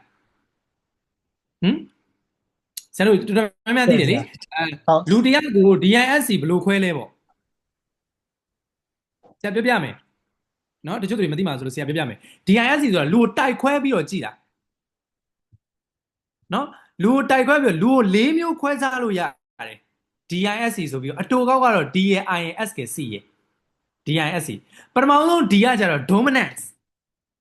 ဆိုတာက influence လုပ်တာတနည်းအားဖြင့်ပြောရင်လွှမ်းမိုးလို့တာအဲ့ဒီအုပ်စုကကြတော့ dominance တွေကကြတော့ဆရာနောက်နေ့ကျရင်ဇာတ်ဝက်ကလေးပါမင်းတို့ကို share ပြီးတော့သင်ပေးမယ်ဒီနေ့ကတော့အချိန်မရလို့ဆရာရဲ့စကားလေးနဲ့ပဲနားထောင်လိုက်နော်လူတွေကိုလေခွဲကြည့်အဲ့လေးမျိုးခွဲကြည့်တကယ်တွေ့ရတယ်သူတို့ရဲ့စိတ်ရင်းကိုတကယ်စစ်လို့ရတယ်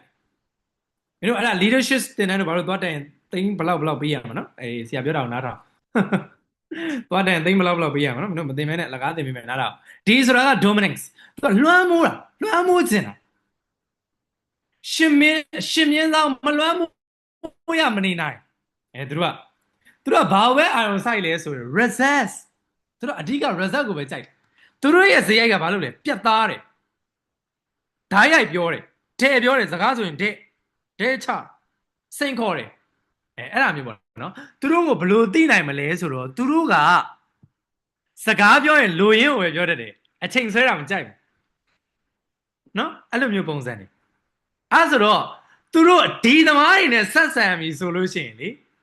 အာနာရာတွေပတ်ချွဲနှစ်ချွဲတွေတိလားဘလို့ပဲစမ်းတာသွားမလုံးနဲ့မရဘူး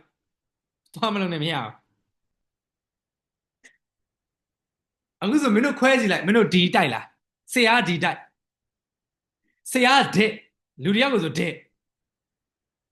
ဆရာဒီတိုက်မင်းတို့မှတ်ထားနော်ဆရာဒီတိုက်မင်းတို့ဆရာဒီတိုက်လူတယောက်ကိုဆိုတဲ့ပြောတယ်ပြောစရာရှိရင်ဟမ်မဆောင်တယ်ဘူးတကူအစည်းအဝေးမှာဆိုပါစို့အစည်းအဝေးမှာစိတ်မကြည်ဘူးမလားမျက်နှာ9ခေါက်ချိုး10ခေါက်ချိုးဘယ်သူမှလည်းမပြောရသေးဘူးမျက်နှာသူ့ဟာနဲ့သူခေါက်ချိုးတွေချိုးသွားတာအဲ့လိုမျိုးဆရာတို့ကတဲ့ပြောတယ်အာမနာတတ်ဘူးအဲ့လိုမျိုးဒီလိုမျိုးဆရာလိုမျိုးဒီသမားတွေနဲ့ဆက်ဆံရင်တဲ့ပဲပြော result ကိုပဲပြောဥပမာဖြင့်ဒီတည်းကဆရာနဲ့အလုပ်တွဲလုပ်ချင်တဲ့သူရှိတယ်ဆိုပါစို့သိကြရင်လည်းရှိလာမှာပဲမင်းတို့ရှိလာရင်လည်းဆရာရှိလားပြောလို့ရတယ်ဆရာဟင်းကျမနဲ့ဆရာဟင်းနဲ့အလုပ်တွဲလုပ်မယ် result ကတော့ဘာဆရာကတော့ဘာကူဆရာအဲ့ဆိုပြတ်သားတယ်အေးဟုတ်ပြီအဲ့ဆိုရင်ငါဘာကူမယ်ငါတော့ဘာမကူနိုင်ဘူးငါကူညီနိုင်တဲ့အောင်ငါရအောင်ကူပေးမယ်ဒါမျိုးဒီတွေကဆရာတို့ကဒီဘာပြောလွှမ်းမိုးခြင်းတယ်ရှင်မင်းဆောင်မလွှမ်းမိုးမှမနေနိုင်လွှမ်းမိုးခံရမှကြောက်လို့လားမသိဘူးနော်ကောင်မလေးတွေအားကြောင့်ပတ်ရှောင်နေကြရရှင်တယ်ဒုက္ခပဲကဲဒါပါတော့အဲ့ဆိုတော့နောက်ထပ်ဆက်မယ်ရည်သီးအောင်မယ်သမီးဖြစ်အေးဟုတ်ပြီ influence ဆိုတာကကြတော့သူတို့ကကြတော့I ကိုသွားမယ် DI လေမင်းတို့အဲ့ဒါကြီးသွားတဲ့30လောက်ပေးရတယ်နော်အကောင့်ပြောတာစတာမဟုတ်ဘူးမယွင်စုံစမ်းကြည့် I သမားဆိုတာကစီယုံဆွဲဆောင်တာသူ influence ပေါ့ကွာသူလူမှုဆက်ဆံရေး social ကဲလေးမတရား social ကောင်းတာ I သမားတွေကစကားပြောကောင်းတယ်တက်ကြွတယ်ပျော်နေတတ်တယ်လူတွေနဲ့ဝရုံးသုံးကားတွေကိုစိုက်တယ်ဘလို့သိနိုင်မလဲဆိုတော့သူတို့ကလူတွေကိုစီယုံရတာကြိုက်တယ်သူတို့ရဲ့ဆက်ဆံပုံကသူတို့နဲ့ဆိုရင်ရင်းနှီးစကားပြောတရင်းနှီးပေါ့ကွာစကင်ရှစ်အရန်ကြိုက်တယ်တိလားဒါမျိုးတွေပြောအောင်နော်ဆရာတို့ဆိုရင်ပုတ်ရိုက်ခံကွက်နော်သူတို့နဲ့စကားပြောလို့ရှိရင်သူတို့ရဲ့စိတ်ကူးစိတ်တန်းတွေနားထောင်ပေးဒါမျိုးအိုင်သမားတွေကစီယုံတက်တဲ့သူမျိုးတွေနောက်တစ်ခုကကြတော့ S steadiness လို့ခေါ်တယ်တနည်းအားဖြင့်မြန်မာလိုပဲမှတ်ရင်ရပါတယ်တည်ငြိမ်အေးဆေးတဲ့သူ steadiness သူကကြတော့ stability ကိုအာရုံထားတယ်ဘယ်လိုမျိုးတွေလဲဆိုတော့ဟိုအလုပ်ကလေးလုပ်ပါလားအဲ့တော့အရန်အောင်မြင်နေတယ် မဟုတ်ပါဘူးငါဝန်ထမ်းပဲလုပ်ချင်တာပါဘုံနေမြဲကြားနေမြဲမိုးရွာရင်တော့မှsorry မိုးခေါင်ရင်တော့မိုးမခေါင်ပါဘူးဟဲ့ဝန်ထမ်းကတော့အဲ့ဒါကဘာလဲဆို steadiness တီတီငြိမ်ငြိမ်ပဲနေချင်တာတယောက်နဲ့မှလည်းစကားမပြောချင်တယောက်နဲ့မှလည်းအလုံးမလုပ်ချင်ဘူးပြောင်းလဲပါတယ်ဆိုတော့အရာကြီးလည်းသူတို့မကြိုက်ဘူးတိုးတက်ပါတယ်ဆိုတော့အရာကြီးကိုလည်းသူတို့မကြိုက်ဘူးသူတို့ကလည်းသူတို့ယုံလေးသွားမယ်ရုံးမှာသူတို့အလုပ်ကလေးလုပ်မယ်ပတ်စံလေးရမယ်တော်ပြီးပြန်လာမယ်သူနဲ့မှလည်းစကားမများချင်ဘူးတိုးလည်းမတိုးတတ်ချင်ဘူးအဲ့လိုသူတွေတဲ့ကြဘလို့ဆက်ဆံရလဲသိလားသူတို့အတင်းဖီယာမပေးနဲ့သူတို့အတင်းဖီယာပေးလို့မရဘူးအတင်းဖီယာမပေးနဲ့အေးဆေးဆေးဆက်ဆံအပြောင်းလဲတွေလုံးမဲ့စားသူတို့နဲ့ပြောရင်တည်ငြိမ်မှုပဲအပေး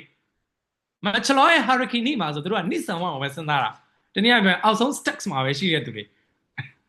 နော်နောက်တစ်ခုကကျ SC ကကြတော့ C ကနေပါအောင်cos ဆရာတော်နည်းနည်းမေ့နေ cosine juiciness လားမသိဘူးသူကစနစ်တကျတွက်ချက်တာ accuracy ကိုပြောချင်တာစနစ်တကျတွက်ချက်တတ်တဲ့သူ data စာအုပ်ကြီးသမားတွေဇယိုက်ကပါတယ် data ကိုကြည့်စီကံကြီးတွေအမားမခံဘူးတေချာဆန်းစစ်တယ်ဘလို့သိနိုင်မလဲဆိုတော့စကားထက်အထောက်ထားကိုပို့ကြိုက်တယ်စကားတွေရှွန်းဝေအောင်လာပြောဂီးမဆိုင်ဘူးဆရာကျမဆရာအိုက်တိုက်ဆရာ DC D နဲ့ C မင်းတို့ဆရာကိုလာပြီးတော့မှဆရာသမီးကတော့လေဘယ်နေရာမှာဘလို့အောင်မြင်နေပြီဘာအောင်မြင်တာလဲပြဘာအောင်မြင်တာလဲပြအဲ့လိုလူမျိုးဆရာတို့ကြတော့အထောက်ထားကိုပို့ပြီးတော့ယုံနေစစ်ပါတယ်လားမပြောနဲ့ဘလောက်ပိုးချစ်တာလဲပြောအဲ့ဒါ C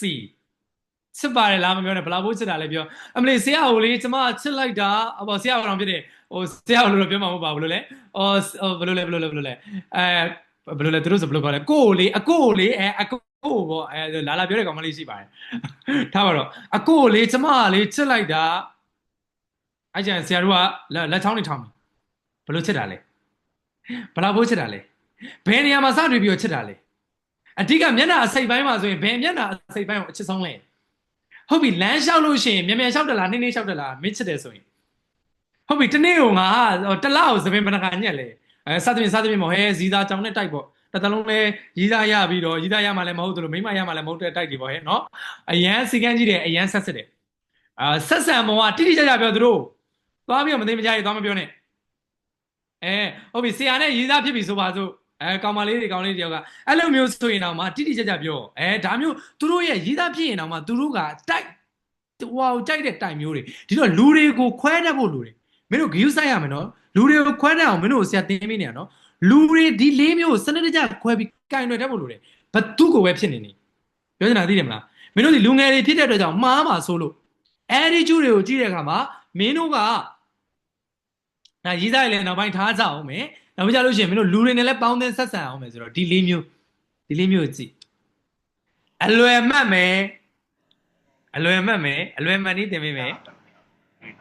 DISC ခွဲဖို့မင်းတို့မေးခွန်းနှစ်ခုပဲမေးဒီမှာပေါ့မေးခွန်းမနှစ်ခုမေးရမယ်နှစ်ခုမေးရမယ်အလုတ်ကိုဦးစားပေးလားလူကိုဦးစားပေးလားမေးလိုက်အလုတ်ကိုဦးစားပေးလားလူကိုဦးစားပေးလားစဉ်းစားကြည့်မင်းတို့လည်းစဉ်းစားကြည့်ဆရာတိုက်ခွဲပေးမယ်ပြောစီတယ်သမီးDISC သမီးတယောက်တော့ပြောစီတယ်တယောက်တော့နေယူနေမြင်နေရဆိုနေယူနေပြောကြည့်ပါနေယူနေအလုတ်နဲ့လူဆိုရင်ဘယ်ဟာဦးစားပေးလူတွေကိုချစ်လားအလုတ်တွေကိုချစ်လူဦးစားပေးတယ်ဆရာလူကိုဦးစားပေးရင်သမီးတော်က I နဲ့ S တွေကတခုခု I ဆိုတာကsocial အရင်ကောင်းတာလीS ဆိုတာကကြတော့ stability အေးစီလေးပဲနေကြတာအဲ့ဒါလေးလည်းကောင်းတာဟုတ်ပြီဆက်ခွဲပေးမယ်အေးတော့ရောလူကိုဦးစားပေးလားအလုတ်ကိုဦးစားပေးလားအလုပ်ကိုဦးစားပေးတယ်အလုတ်ကိုဦးစားပေးရဆိုသမီးတော်က D တော့မဟုတ် C ဆရာနဲ့နည်းနည်း type 2 D တော့မဟုတ် C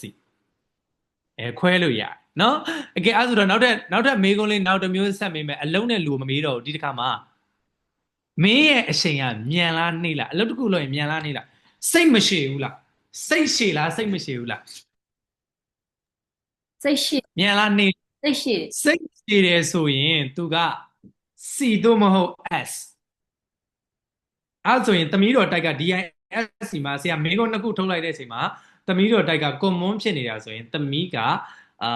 C တိုက်နော် C တိုက် C တိုက်ဆိုတာဗာလေပြန်ပြောရမယ်ဆိုရင်သူကကဲဘေးရင်ဟောကြည့်မယ်ကွာစနစ်တကျတွက်ချက်တတ်တယ်ဟုတ်လားစနစ်တကျတွက်ချက်တတ်လားမတွက်ဘူးလားဟဲ့သွားပြီတဲ့စပြီမားပြီဘေးရင်ကတော့အချက်လက်ကိုယုံတယ်ယုံလားအချက်လက် အဲ့ဒါကိုယုံနေဆရာရလာ အ ကို ချက်လက်နဲ့ယုံတယ်နောက်ပြီးစီကံကြည့်တယ် စင်ကအဲ့လောက်မကြည့်ဘူးဆရာ စီကံအဲ့လောက်မကြည့်ဘူးလားဒုက္ခပဲနေရောနေရလားမသိတိုက်တယ်နော်နောက်ကြလို့ရှိရင်အမားမခံဘူး ဟုတ်တယ်အမမခံဘူး ပြီးလို့ရှိရင်စောင်းမွဲနေမှာဆိုတေချာစစ်တက်လားနောက်ဆုံးစောင်းမွဲဖြည့်ပြီးရင်လေ စစ်တယ်ဆရာ အေးအဲ့ဒါဆိုရင်အဲ့ဒါ C နောက်သမီးတော်တရားဟောပေးမယ်တိုက်ရိုက်တက်စင်ဆရာဟိဓမ္မမဟုတ်လို့ရှိရင်လက္ခဏာပေးတယ်ဆရာဟိကဲနောက်သမီးတော်တရားကဲစိုးစာနီထွန်းပြောကြည့်ပါဦးသမီးကအလုတ်ကိုဦးစားပေးလားလူကိုဦးစား အ ပေး လု လား ပ်ကိုဦးစားပေးဆရာ အလုတ်ကိုဦးစားပေးရဆိုရင် D သို့မဟုတ် C D နဲ့ C နော် D နဲ့ C မှတ်ထားဟုတ်ပြီသမီးကမြန်လားနှေးလားတစ်ခုခုလုံးရင် ညံ့တယ် မြန်တယ်ဆိုရင် तू က D သို့မဟုတ် I အဲ့ဒါဆိုတော့ကြည့်မယ်ဆိုရင် तू က D ကွန်မွန်ဖြစ်တာ D အဲ့ဆိုတော့ကဲဘေးရင်ဟောမယ်သမီးအနေနဲ့ပြတ်သားတယ်ပြတ်သားလားဒုက္ခပဲမပြတ်သားဘူးလား ပြတ်သားတယ်ဆရာ တော်သေးတယ်ပြီးရင်စကားကိုဓာတ်ရိုက်ပြောတတ်တယ် ဟုတ်တယ်ဆရာတဲ့ပြီ ပြီးရင်စိန်ခေါ်မှုကိုကြိုက်တယ်အမေနော်အစင်ပြေးနေပြီစိန်ခေါ်မှုကိုကြိုက်တယ် မှန်တယ်ဆရာဟုတ် မြန်မြန်ဆန်ဆန်ဆုံးဖြတ်တတ်တယ်ဆုံးဖြတ်ချက်တစ်ခုခုဆိုရင် ဟုတ်တယ်ဆရာ ဟုတ်ပြီသမီးကဒီအဲ့ဆိုအိဇက်မေရလားဘသူ့ကိုခွဲပြအောင်မပြောပါအောင်လူတယောက်ချင်းစီခွဲပြရင်တော့ဒီနေ့ထမင်းထုတ်ပြီးတော့နောက်နေ့မနေ့ကိုကူးကြအောင်နော်ဘသူ့ကိုခွဲပြအောင်မပြောပါအောင်ဘသူ့ကိုခွဲပြအောင်ကဲတယောက်နဲ့တော့ခွဲပြအောင်မယ်ကဲပြောပါ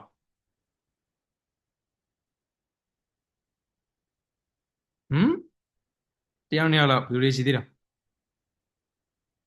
ဘယ်သူမှခွဲမရလားစုတင်တာခွဲကြည့်ရမလားစုတင်တာသမီးခွဲကြည့်မလား ဟုတ်ရပါတယ်ဆရာဟုတ် ဆရာမကဲကြည့်အောင်ဆရာမကြီးဆရာမအလုပ်ကိုဦးစားပေးတာလားလူကိုဦးစားပေးလား အလုပ်ဦးစားပေးရဆရာ အလုပ်ကိုဦးစားပေးတယ်အမေဟုတ်ပြီနော်ကဲကြည့်အပြိုးကြီးဖြစ်မဲ့စားတာလားမသိဘူးနော်တို့နဲ့တူတူပဲဖြစ်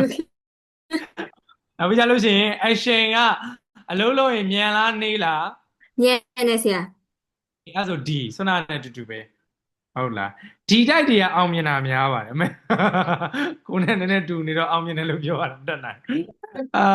ဒုက္ခပဲကဲဒါပါတော့နော်အဲ့ဆိုဘတ်မပြတော့ဘူးနော်ပြက်သားတယ်ဓာတ်ရိုက်ပြောတတ်တယ်စိန်ကောင်မှုကိုကြိုက်တာတော့ပါတော့ရောက်တယ်ပါနော်အဲ့ဆိုဆရာပြောချင်တာကလူတွေကို DNS ခွဲလိုက် DNS ခွဲပြီးတော့သူတို့ကိုကြိုးကင်လို့ရတယ်ဆရာအခုဆိုရင်သမီးတော်ဆိုရင်သမီးတော်စုနဲ့သမီးတော်စိုးနဲ့ဆိုရင်သူတို့နှစ်ယောက်ဆိုဆရာဘယ်လိုသိတာလဲသမီးတော်တို့နှစ်ယောက်က D ဆိုတော့သမီးတို့ကိုပြောစရာချင်းတဲ့ပဲပြောတော့ပြက်သားပဲဟဲ့နေတို့နော်အတန်းနဲ့နော်အတန်းနဲ့ထုတ်ပြမယ်နော်စားသဖြင့်ပေါ့အေးနော်နောက်ပြီးတော့စိန်ခေါ်မှုကိုကြိုက်တယ်နင်တို့နှစ်ယောက်အမှတ်ဖြစ်ရရင်ငါဘာကြွေးမယ်အဲ့ဒါမျိုးဆိုရင်ဆရာလုံမှာပဲဆိုနော်ဒါမျိုးဆိုကင်တွယ်တတ်သွားအေးတော်ဆိုသမီးကပါလဲ C နော်C ဆိုတော့ဆရာအေးတော်ဆိုလို့ရှိရင်စာအုပ်ကြီးတုံးနဲ့ယူပြီးတော့ပြနော်အေးတော်ဆိုရင်အချက်လက်ကိုတိတိကျကျပြောမယ်သမီးရေအချက်လက်ကဘလို့လေးလောရမှာနော်စနစ်တကျပြင်ဆင်ပြီးမှသူနဲ့စကားပြောလို့ရမယ်ဆရာမကြီးနဲ့ဟုတ်လားစနစ်တကျပြင်ဆင်မထားရင်ဆရာဘယ်ချက်ကဘလို့လဲဘယ်ချက်ကဘလို့လဲဆိုတာပြန်မေးနိုင်နော်ဆိုတော့ကဲထားပါနော်ဆိုတော့new next ကဘလို့လူကိုဦးစားပေးတာလားအလုပ်ကိုဦးစားပေးတာလားသမီးတို့အလုပ်ဟုတ်လားသမီးတို့ကလူမေးလို့လူအမြန်အလုပ်လုပ်ရင်မြန်လားနေလားအဲ့ဒါလေးမမေးလိုက်ရဘူး ပါတယ် နေတယ်ဆိုရင်သမီးတော်ကသမီးတော်ဦးစားပေးရမယ်ဆိုသမီးတော်က S ကွာသမီးတော်ကနည်းနည်းထူးခြားရတယ်ကဲကြည့်မယ်သမီးတော်ကတည်ငြိမ်သူလေးပေါ့အမေဟုတ်ပြီ stability ကိုကိုစားပြုတယ်တည်ငြိမ်သူပေါ့ကွာပြောချင်တာနော်သူ့ကိုအတင်းဖီအားပေးလို့မရ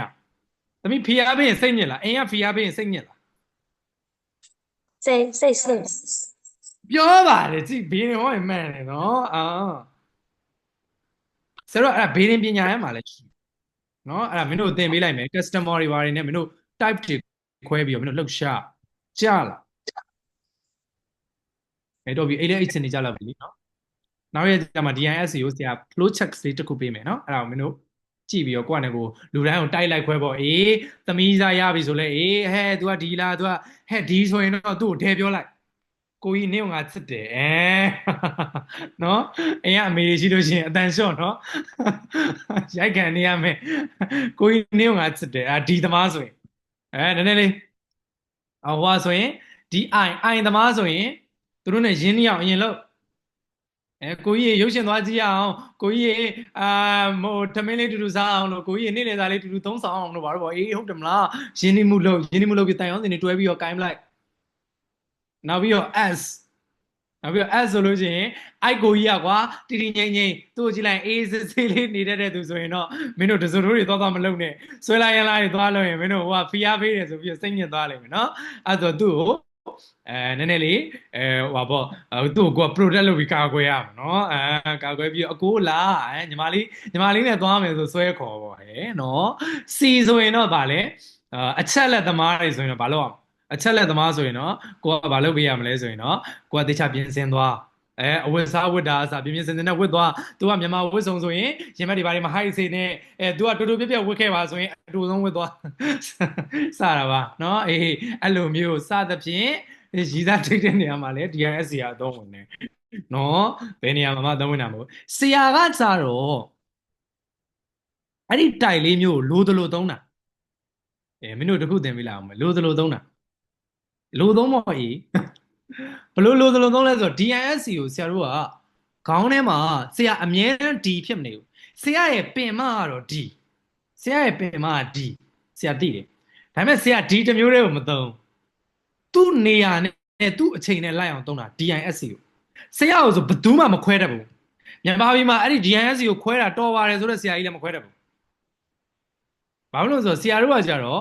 သူ့ကာလဒေတာနဲ့လိုက်ပြီးနေတာ for example ကြည့်ဆရာတို့ပြက်ပြက်သားဆုံးဖြတ်ရတော့မယ်တဲ့ပြောရမယ်ကိစ္စတွေပွဲကြမ်းရမယ်ကိစ္စတွေပေါ့ကြီးတိုက်ပွဲတိုက်ရမယ်ကိစ္စတွေဗိုလ်ချုပ်အောင်ဆန်းလိုမျိုးလွတ်လပ်ရေးယူရမယ်ကိစ္စတွေဆိုဆရာတို့ကတဲ့ဘာဖြစ်တယ်ညာဖြစ်တယ်ခမရတို့ကအုံတော့မရှိဘူးခမရတို့ကဘာဖြစ်တယ်ညာဖြစ်တယ်ဆိုရုံးမှာလဲအဲ့ဒီအတန်နဲ့စော်တာဟုတ်ပြီနောက်တစ်ခု S တင်ငိမ်အေးဆေးသူဘယ်ချိန်မှနေလဲသိလားကောင်မလေးတွေအများကြီးရှိနေတဲ့အချိန်ဆိုတင်ငိမ်နေမလေးအဲ့ဒီဆရာလောက်တင်ငိမ်တဲ့ဆရာကိုတက်နဲ့တကူမမြင်ဘူးဆရာကိုနော်ပစိုးဝိတ္တာအစလုံးဝညီးပြီးတော့ပဝါတစ်ခုကိုပတ်ရင်တော့ပတ်ထားလေဦးမယ်နော်ပစိုးဝိတ္တာအစအရန်ကြီးနောက်ပြီးတော့လက်ထားပုံကအစတေးသေးချာချာတိတိကျကျသိရမလားတင်ငိမ်နေပေါ့ဟဲ့အဲ့ဆရာလောက်တင်ငိမ်တဲ့ဆရာမရှိတော့နော်တင်ငိမ်ရမယ့်ကိစ္စကိုအမားတစ်ခုလှုပ်ထားပြီမလားအဲ့ဒါဆိုတို့က S type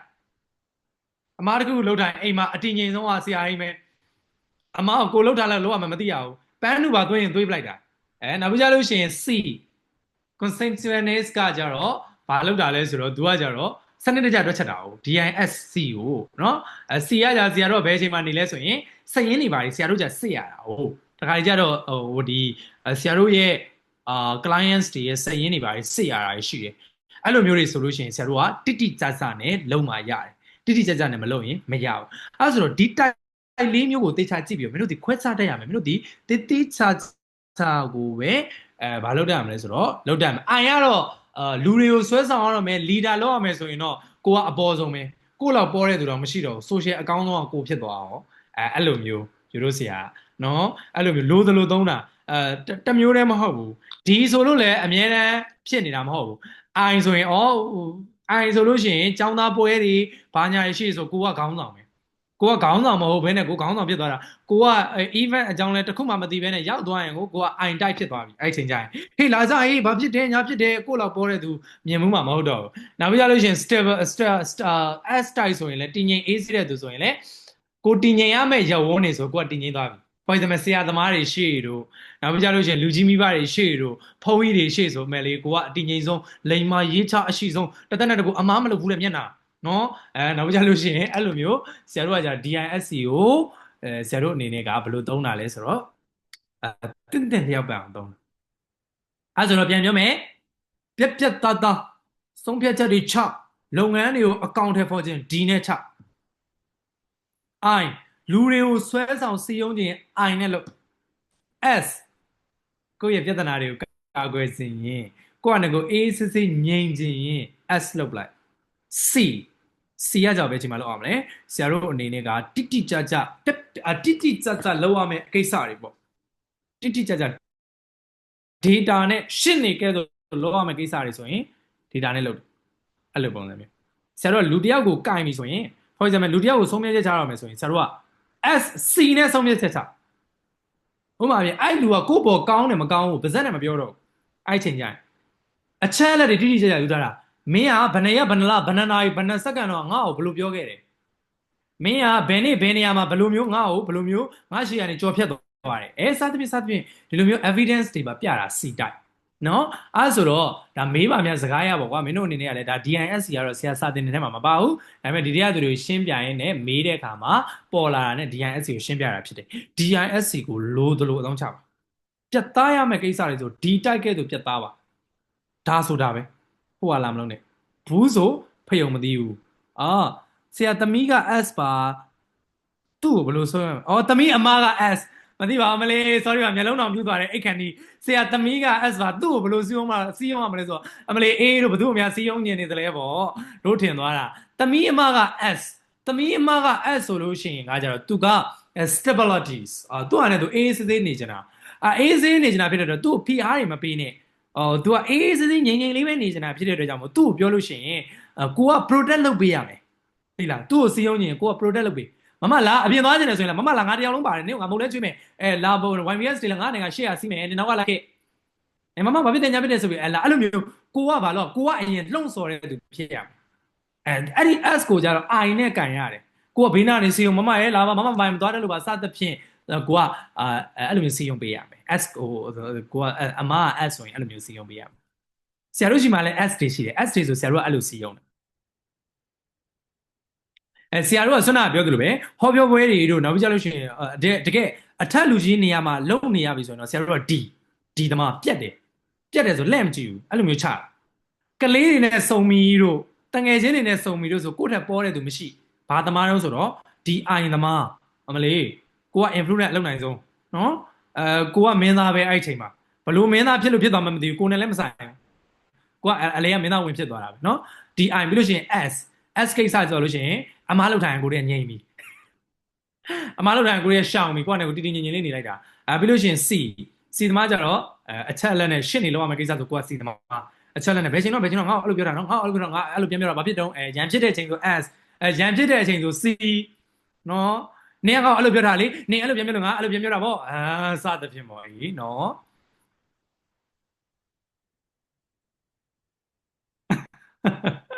ဟုတ်ပြီဘယ်လိုပဲပြော9နာရီတို့ဆင်းပဲပြောလဲ9နာရီခွဲတာပဲနော်အေးအဲ့ဒါဆိုတော့ကဲနားကြမယ်နောက်တစ်ပတ်လက်တက်ကြအောင်တော့နောက်တစ်ပတ်မတက်လာစိတ်ဆွဲမယ်နောက်တစ်ပတ်တက်ရမယ်နော်3ပတ်မပြည့် certificate ထုတ်မပေးဘူးတကယ်ကောင်းပြောစတာမဟုတ်သိဆုံး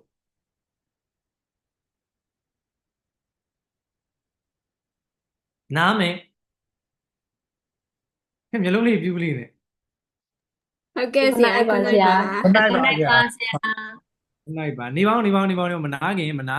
မနာခင်နေယူကနေယူကမှာနေတာလေဘယ်မျိုးอ่ะလဲမြေကပါဆရာဘိတ်ကအေးတော့ရော မြေက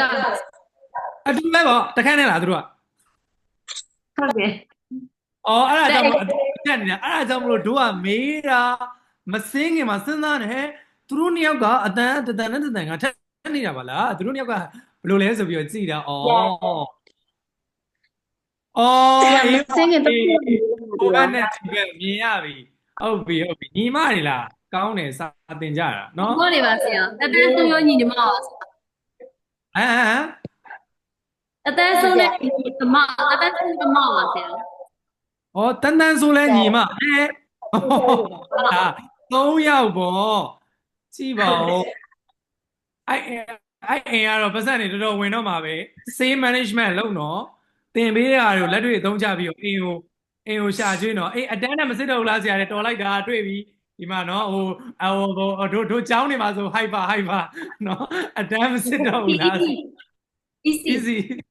အေးအတန်းစစ်မယ်ကဲနေပါဦးကဲစာရွက်ယူအောင်မေ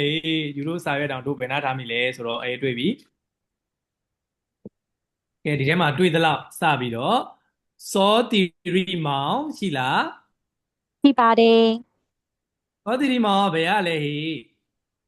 ရန်ကုန်ကပါဆရာ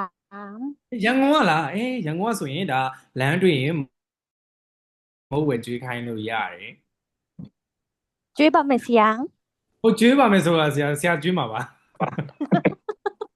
ဟုတ်ကဲ့ပါ ဘယ်နားမှာနေ တောင်းကလားဆရာ တောင်ဥက္ကလာတောင်ဥက္ကလာကောင်းတယ်တောင်ဥက္ကလာဆိုတော့ဝိဇယနာလမ်းတို့ဘာတို့ညာတို့နော်ဟုတ်ပြီစောတီရီမောင်ရှိတယ်နောက်ထပ်ຫນွေကိုအောင်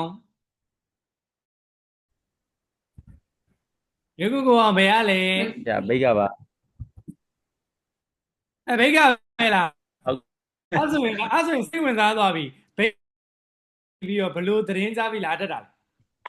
ဆရာ online ပေါ့ဆရာ online ရလား ဟုတ်ဆရာ တခြားတယောက်ကပြောတာမဟုတ်ဘူးလား online မှာလေးလိုက်နေဆရာတွေ့လို့တင်တာဆရာ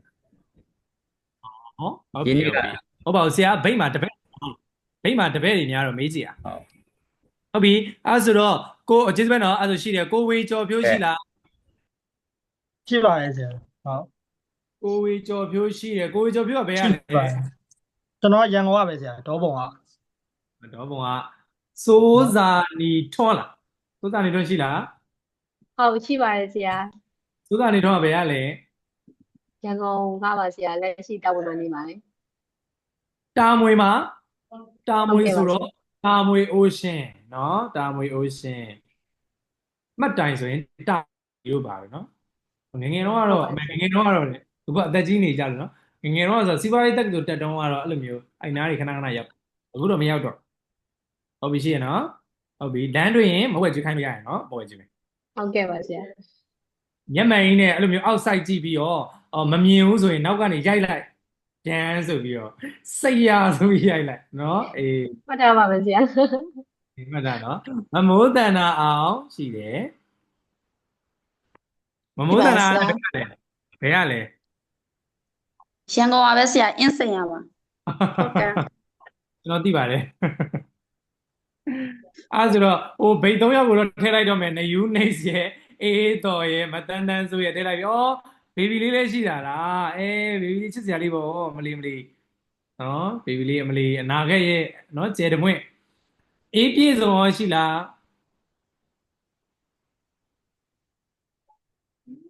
ရှိတယ်နော်ရှိတယ်လင်းလင်းအောင်ရှိလား ရှိပါတယ်ဆရာ ကိုလင်းလင်းအောင်ဘယ်ရလဲ မန္တလေးရဆရာ နာမည်နေမို့ မန္တလေးက ဟုတ်ဆရာ မန္တလေးရောက်လို့ရှိရင်လက်ဖက်ရည်လိုက်တယ်မယ်နော် ဟုတ်ဆရာ အဲ့လိုအငန်းအဆောင်ပါသီလားတကယ်တွေ့ရင်ဝယ်မစေဘူးအေးရှိလားအေး ရှိပါတယ်ဆရာ ဟုတ်ပြီရှိရနော်ပြီးလို့ရှိရင်စွမ်းရည်ထက် ဟုတ်ကဲ့ရှိပါတယ်ဆရာ ပြီးလို့ရှိရင်ဖြူစင်ကျော် ရှိပါတယ်ဆရာ အဲ့ဆိုကိုဝေရန်အောင် ကြည့်ရအောင် မပါသေးလေ IDFit IDK where are you ဆရာမျိုးမင်းသားပါဆရာကိုမျိုးမင်း อ๋อ သား ကိုမျိုးမင်းတန်းအဲ့ကြောင့်မို့ IDK ကဘယ်သူပါလဲကိုမျိုးမင်းတန်းဟုတ်ပြီချက်လိုက်ပြီနော်အဲ့ဆိုတော့မပါတဲ့သူရှိလားကျန်တဲ့သူတွေ absent ထည့်လိုက်တော့မယ်မပါတဲ့သူရှိလား ကြံသေးရဲ့သစ္စာကြံ อ๋อ သေးရဲ့ စုတင်သာကျော်အေးထိတ်ဆုံးမအောင်မေ့နေတဲ့ခေါ်ဖို့စုတင်သာကျော်ရှိတယ်နော်ဟုတ်ပြီဘယ်သူရှိသေးလဲကျန်တော့နော်ကျန်တဲ့သူတွေ absent ထည့်လိုက်မယ်နော်ဟုတ်ပါပြီကျေးဇူးတင်ပါတယ်လက်တွေသုံးချပါ9နိုင်လည်းခွဲပါပြီနားကြပါဒီလိုချင်းအောက်စုဇက်ကြလို့နော်ကိုရီးယားညာတိုင်း ခမပါ တိုင်းက9နိုင်ပါဆရာဟုတ်ပြီ9နိုင်ပါဘေးရောက်လို့ရှိရင်လာခဲ့မယ်နော် လာခဲ့ပါဆရာ ကျေးဇူးပါ အိုက်ကြည့်ပါမယ် စောကြီးကျေးဇူးပါပင်လေသာလိုက်ကျွေးမယ်အိုးအေးပြည့်စုံမတိသုံးကြပါမယ်ကျေးဇူးတင်ပါတယ်ခင်ဗျာအေးနော်နောက်ကြမှာထားအောင်နော်အိမ်နေမှာထားဆရာကားလို့ business ပဲတင်တာမဟုတ်ဘူးလို့လူငယ်ပိုင်းမှာတင်တာဆိုတော့လို့အမေတွေကိုမှာလို့ရှိရင်အခန်းထဲကခဏအပြင်ထွက်တာပါလို့တော့ကြသူတို့ရဲ့သမီးတွေကိုရီးစားထားလေးတွေတင်ပေးနေဖြစ်မှာဆိုလို့ဒါရီးစားထားလေးတင်ပေးတာမဟုတ်ဘူးเนาะတို့ကဟိုလူမှန်အောင်ရွေးစင်နေတင်ပေးတာเนาะဟုတ်လား ဟုတ်ဆရာမထားလို့စိတ်ပူရမယ့်အရွယ်မဟုတ်တော့ဘူးမထားလို့ရိုက်အိမ်မောကန်ချမယ့်အရွယ်ရောက်နေပြီဆရာ အဲ့လိုရောက်ဖြစ်သွားလားအေးဟုတ်တယ်အဲ့ဒါဆရာလည်းအဲ့လိုပဲဆရာလည်းအဲ့လိုပဲဆိုတာဒါကြုံလို့ပြောလိုက်အောင်မယ်ဆရာလည်းအဲ့လိုပဲဆရာမနေ့ကအိမ်ကိုမေးတယ်မမသဘောတူထားတဲ့သူဘာညာမရှိဘူးလားဆိုမရှိဘူးတဲ့စဉ်းစားကြည့်မရှိဘူးတဲ့မိဘချင်းသူများရဲ့ဆိုစကားပြောတာကဘာညာဆိုငငယ်လေးကဘာညာဆိုရှိရလေသိရမလားအဲ့ဆိုကိုရီကြလည်းမရှိဘူးတဲ့မမအဲ့ဆိုဟုတ်ပြီထားတော့ကျွန်တော်တစ်ထစ်လျှော့ပေးမယ်တငယ်ချင်းအချင်းချင်းပေါ့အဲသူတို့အမေတွေတငယ်ချင်းတွေအချင်းချင်းမှာရောဒီမိဘချင်းစကားပြောထားတာမရှိဘူးလားဆိုဟဲ့အဲ့လိုလည်းမရှိပါဘူးအဲ့ဒါကြတော့ကဲအဲ့ဆိုသဘောတူတဲ့မရှိဘူးလားဆိုတော့သဘောတူတဲ့သူလည်းမရှိဘူးတဲ့အဲ့ဆိုရင်တော့ဒုက္ခပဲအဲ့နဲ့အိမ်ရအောင်ပြောနေဆိုတော့နော်မယူလို့ရှိရင်ကန်ဆတ်မဲ့အရွယ်ဖြစ်နေဆိုတော့နော်အဲ့လိုဖြစ်နေဆိုတော့တို့လည်းအဲ့လိုပါပဲနော်အေးပါတာရုပါနော်တို့လူပြိုကြီးပြိုပြဖို့ဇာတာပါတာနော်ဘယ်သူမှဒုက္ခမပေးပါနဲ့ကိုပဲဒုက္ခပေးပါရဲ့နော်မိဘတွေတော့ဒုက္ခပေးလို့မဝသေးတာဟုတ်နော်ကိုတို့မိဘတွေပတ်ပြီးဒုက္ခပေးဦးမယ်လေနော်30လောက်ကြာမှယူကြားလား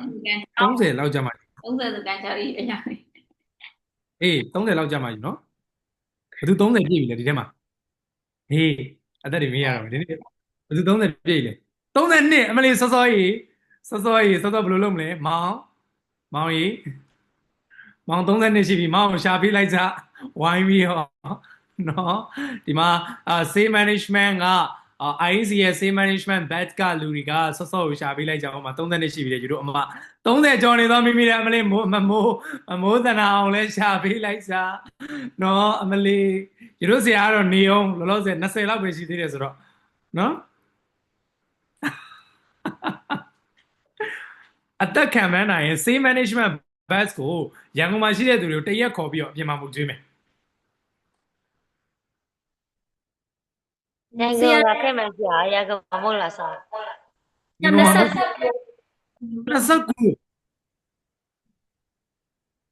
28မလီရှင်မတ်ဒီတဖြုတ်ဖြုတ်24နှစ်တော့26မလီ25လောက်ပဲရှိတယ် ငါတော်ယူတော့အဆက်အချင်းချင်းအခုပဲတော်တယ် ဆရာ29လောက်ပဲရှိမှာပေါ့30အောင်ပြည့်လောက်သေးပါဘူး29လည်းမရှိသေးပါဘူးတို့က Professional Speaker Association မှာအသက်အငယ်ဆုံးပါလို့ပြောထားတယ်ဆရာ အဲ့ဆို24 23 24ကလည်းငယ်သေးတယ်အကြီးသေးတယ် 20လားဆရာ 24ဆရာမဟုတ်လားဘူးဆရာမဟုတ်လားဘူး20ဆရာရောဆရာအများဆုံး20ဆရာ26မလီဟမ်25ဟာဟို20ကနေစမှန်လိုက်မယ်20စီလုံးချင်းဒီအောင်ချောင်းပြအဲ့ဆိုကျေးဇူးတင်ပါတယ်ယောက်ျားကတော့30လောက်မှယူ30ကျော်တဲ့သူတွေကတော့ရှာတော့ဆရာကိုယ်တိုင်ကရှာခိုင်းတာလို့ပြောတယ်လို့နော်ရှာတော့30ကျော်တဲ့သူတွေကတော့နော်ဟုတ်ပြီအဲ့ဆိုရင်အားလုံးကျေးဇူးတင်ပါတယ်အန်လိုက်တော့မယ်တို့မအန်ရင်လည်းယူတော့ထွက်မှာမဟုတ်ဘူးအဲ့ဆိုတော့တို့အန်လိုက်တော့မယ်အားလုံးကျေးဇူးတင်ပါတယ်ဆရာဒီနေ့နည်းနည်းဂါနေလို့ယုတ်ကတစ်မျိုးဖြစ်သွားရင်သီးခံနော်ပြောချင်တာအရင်ရက်တွေကဒီထက်လှတယ်လို့ပြောချင်တာယုတ်ကစာသင်ထားတော့နည်းနည်း reflection သိမကောင်းတော့နော်အေးဟုတ်နားမယ် Good night ဖျားရှိခိုးအိမ်နော်က